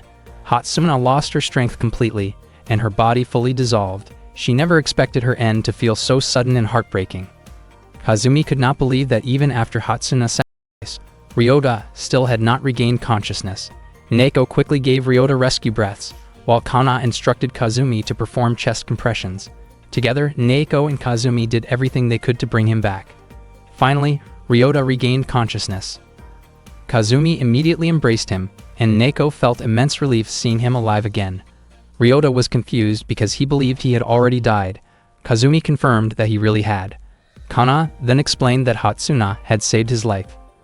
Ryota was shocked when he saw what remained of Hatsuna's body. He could not understand why she had chosen to sacrifice herself in his place. Miki stated that she intended to eliminate all witches. Ryota did not understand who Miki truly was. Miki and her companions were part of Hexenjagd, a resistance group working to stop the laboratory's operations. Ryota questioned why the witches had to be killed when they had done nothing wrong. Miki explained that the Drasil inside the harness would continue to grow as long as the witch was alive. Drasil were slime-like organisms that would eventually hatch and consume their hosts, turning them into dangerous creatures. These creatures would then survive by attacking humans. Ryota and the others were stunned by this information. Miki added that Kotori was the most frightening case among them. Meanwhile, Kotori woke up in an unfamiliar place, and Chisato called her by the name Rina. Kotori did not understand who Rina was. In the past, Rina had been Chisato's younger sister. Ryota had once been gravely ill and passed away. His body had been damaged beyond repair, but his brain and consciousness remained intact. Ryota had attempted an experiment to bring Rina back to life, but it had failed. One day, Chisato met with the top officials of the lab. They had a goal to create a version of humanity that would become the dominant rulers of the planet. In their effort to form a perfect life form, they discovered the existence of a grain found within one out of several thousand Drazils inside the bodies of witches. Kotori's original body was indeed Rina's body, and Kotori herself was a human living on Earth who had been created by aliens. Chisato explained that humans on Earth had been created by aliens, a conclusion reached after studying ancient ruins. Those aliens had also created a method to reset Earth back to the genetic state of humanity, and the switch designed to eliminate all humans was Kotori. At the same time, Miki explained that if the grain inside Kotori's body were to hatch, all living cells would melt away, and Earth would become a lifeless planet. Ryota found it difficult to accept those words right away. Miki admitted that she and the others had once been part of the lab. She eventually discovered the true purpose behind the lab's work, which was why she had attacked a lab transport vehicle in an attempt to eliminate Kotori. However, another vehicle had been caught up in that incident, and that was the event that led to Akane's death. Kazumi realized that if all of this was true, then all of them would eventually die. Ryota refused to let things end that way, especially since the Drasil would not hatch so quickly. Miki could not confirm when the Drasil would hatch. It could be in 1 or 2 years, or it could even be the next day. Ryota pointed out that the witches had run out of pills, with the remaining supply only lasting for 1 week. In his view, the resistance was no different from Chisato. Ryota refused to give up hope and asked the witches not to lose faith. Initializer explained that the Drassel would not possibly hatch within a week. What mattered most at that moment was finding #1107. Unfortunately, Miki did not know Chisato's current location. Ryota reassured everyone that he would find where Chisato was. He then asked Kazumi to hack into the system and locate him. Kazumi, confident in her abilities, began breaking into the lab's system to trace Chisato's location. Ryota proposed a deal. In exchange for finding Chisato's location, he and his friends wanted to accompany Miki. Miki's group had previously tried to hack Chisato's data, but it had been protected by a magical barrier. Kazumi was certain that she could bypass that protection. With no other option, Miki agreed to the arrangement. Kazumi began her work. It turned out that Chisato's data had been erased by a witch on the lab's side. Kazumi fought against the magical interference using her own abilities to restore the data. During that time, Miki stated that she did not mind if Ryota and the others joined her, but she still intended to eliminate #1107. Not long after, Kazumi finished and revealed that Chisato's location was at the lake where they had once fought Kikako. Chisato owned a house there under his mother's name. Ryota praised Kazumi's incredible skills, and they immediately headed there by helicopter. Ryota asked Kana to wait in the observation room and promised that he would bring Kotori back. He felt deeply grateful to Hatsuna and promised that he would not waste the life Hatsuna had given him. Meanwhile, Chisato told Kotori that he had placed Rina's brain into the grain located in Kotori's spine. It was supposed to bring Rina back to life, but it had not worked as expected. Because of that, he planned to move the grain into a new vessel. This would mean Kotori's life would end. Chisato stated that no life other than his own had any meaning to him, but Rina's life was different. He was determined to revive Rina, no matter how many lives had to be sacrificed. He even admitted that Valkyria's life meant nothing to him. Kotori found this shocking, especially because Valkyria cared deeply for him. Chisato explained that he had once saved Valkyria's life, but Valkyria had misunderstood his intentions. He had only saved her because he needed her for his plan. He did not have any feelings for Valkyria at all. Valkyria overheard everything Chisato said. She already understood the truth, and she could only cry while still caring for him. Suddenly, Kotori cried out in pain. Chisato did not expect the Drassel to begin hatching so soon. A beam of light emerged from Kotori's body and shot upward, spreading into the atmosphere. The light was called Ain Sof Or, the light that governed life itself. Initializer explained that if the light covered the entire Earth, all life would disappear. Miki realized that they might be too late, but Initializer said that this was still better than billions of people losing their lives without knowing the cause. Ryota grew extremely worried about Kotori as the light continued to expand, gradually covering the atmosphere. The helicopter carrying Ryota and the others landed near the lake. At that moment, the light of Ain Sof Or had already spread across the atmosphere. Miki believed everything was already too late, but Ryota urged his friends to move toward Kotori's location instead. He reminded Kazumi and Neiko to be careful. Unexpectedly, Kazumi and Neiko deliberately knocked Ryota unconscious because they did not want to put his life in danger. The two of them planned to rescue Kotori on their own. They suspected that she was being held in an underground room. Meanwhile, Chisato explained to Kotori that Ain Sof Or was a mechanism created by extraterrestrial beings to reset life in that world. The council's goal was to revive those beings and create a new race to rule the planet, and the witches had been created for that purpose. Chisato admitted that he was not interested in the council's ambition, but the most important part of his own plan was to bring Rina back to life. Kotori believed that Chisato would continue experimenting on other witches, and she refused to allow that to happen. Kotori decided to eject herself. She believed that her death would be meaningless if it could not protect others. If her body dissolved completely, the light in the sky and Yggdrasil would disappear. Chisato dismissed her decision as pointless, saying that only a fool would sacrifice themselves for others. Kotori calmly replied that all she wanted was for the people she loved to be able to smile. She did not mind being called foolish. With a gentle smile, she pressed the eject button. At the same time, Ryota regained consciousness and was shocked to see that the light had already vanished. Initializer suspected that something had happened to #1107 because Ain Sof Or had disappeared. Miki had no intention of wasting this opportunity. At that moment, Kana received a vision about Kotori. Kazumi and Neiko entered the underground room in Chisato's house. As soon as they saw Chisato and Valkyria, they chased after them and demanded to know where Kotori was. Chisato stated that Kotori had already died. He claimed that she had interfered with his research and that her death had been in vain. Kazumi could not accept hearing Kotori spoken of in that way. Chisato then handed them over to Valkyria. Valkyria explained that not every life was equal because each person had a different role. She invited Naeko to come with her. Kazumi was confused about why Valkyria seemed so fixated on Naeko. Naeko refused the offer, but Valkyria insisted that she only wanted to save her. Valkyria then rendered Naeko unconscious. When Kazumi tried to help Naeko, Valkyria attacked her. It was then revealed that Naeko was Valkyria's younger sister. At that moment, Ryota entered the underground area but struggled to find his way. Suddenly, the shadow of Nanami appeared and showed him the correct path. Ryota ran toward a room, and when he opened the door, he was shocked to see Kotori's body beginning to dissolve. He urged Kotori to hold on and asked what had really happened. Kotori smiled and explained that she had ejected herself because it was the only way to save everyone. Ryota said that it meant nothing for others to survive if she had to die. Still smiling, Kotori said that was not true. The time she had spent with Ryota and the others had been so joyful that she felt truly happy, and because of that, she did not feel sad at all. Kotori asked Ryota to stop her older brother, Chisato. She explained that everything Chisato had done was meant to bring her back to life. Ryota did not fully understand what she meant. Kotori asked him to pass along a message to Chisato, asking him to stop hurting others. Before she completely dissolved, Kotori thanked Ryota and asked him to look after their friends. Ryota broke down in tears as he lost Kotori. Nanami's shadow appeared again, surprised that Kotori had realized that she was Chisato's younger sister. Nanami reminded Ryota that it was not the time to cry. Ryota quickly left the room. Elsewhere, Kogoro was still curious about the mysterious light that had illuminated the atmosphere, finding the phenomenon astonishing. He noticed that his research process had been completed and believed that a miracle was about to occur. Ryota ran through the underground corridor and found Kazumi lying on the floor. He shouted to wake her. Kazumi explained that she had been attacked by Valkyria. She warned him that both Valkyria and Chisato were extremely dangerous and asked him to save Naeko. Kazumi did not want Ryota to worry about her and told him to stay strong. She urged him to leave immediately because he was the only one who could save Naeko. Although it was painful to leave Kazumi in critical condition, Ryota forced himself to go in order to help Naeko.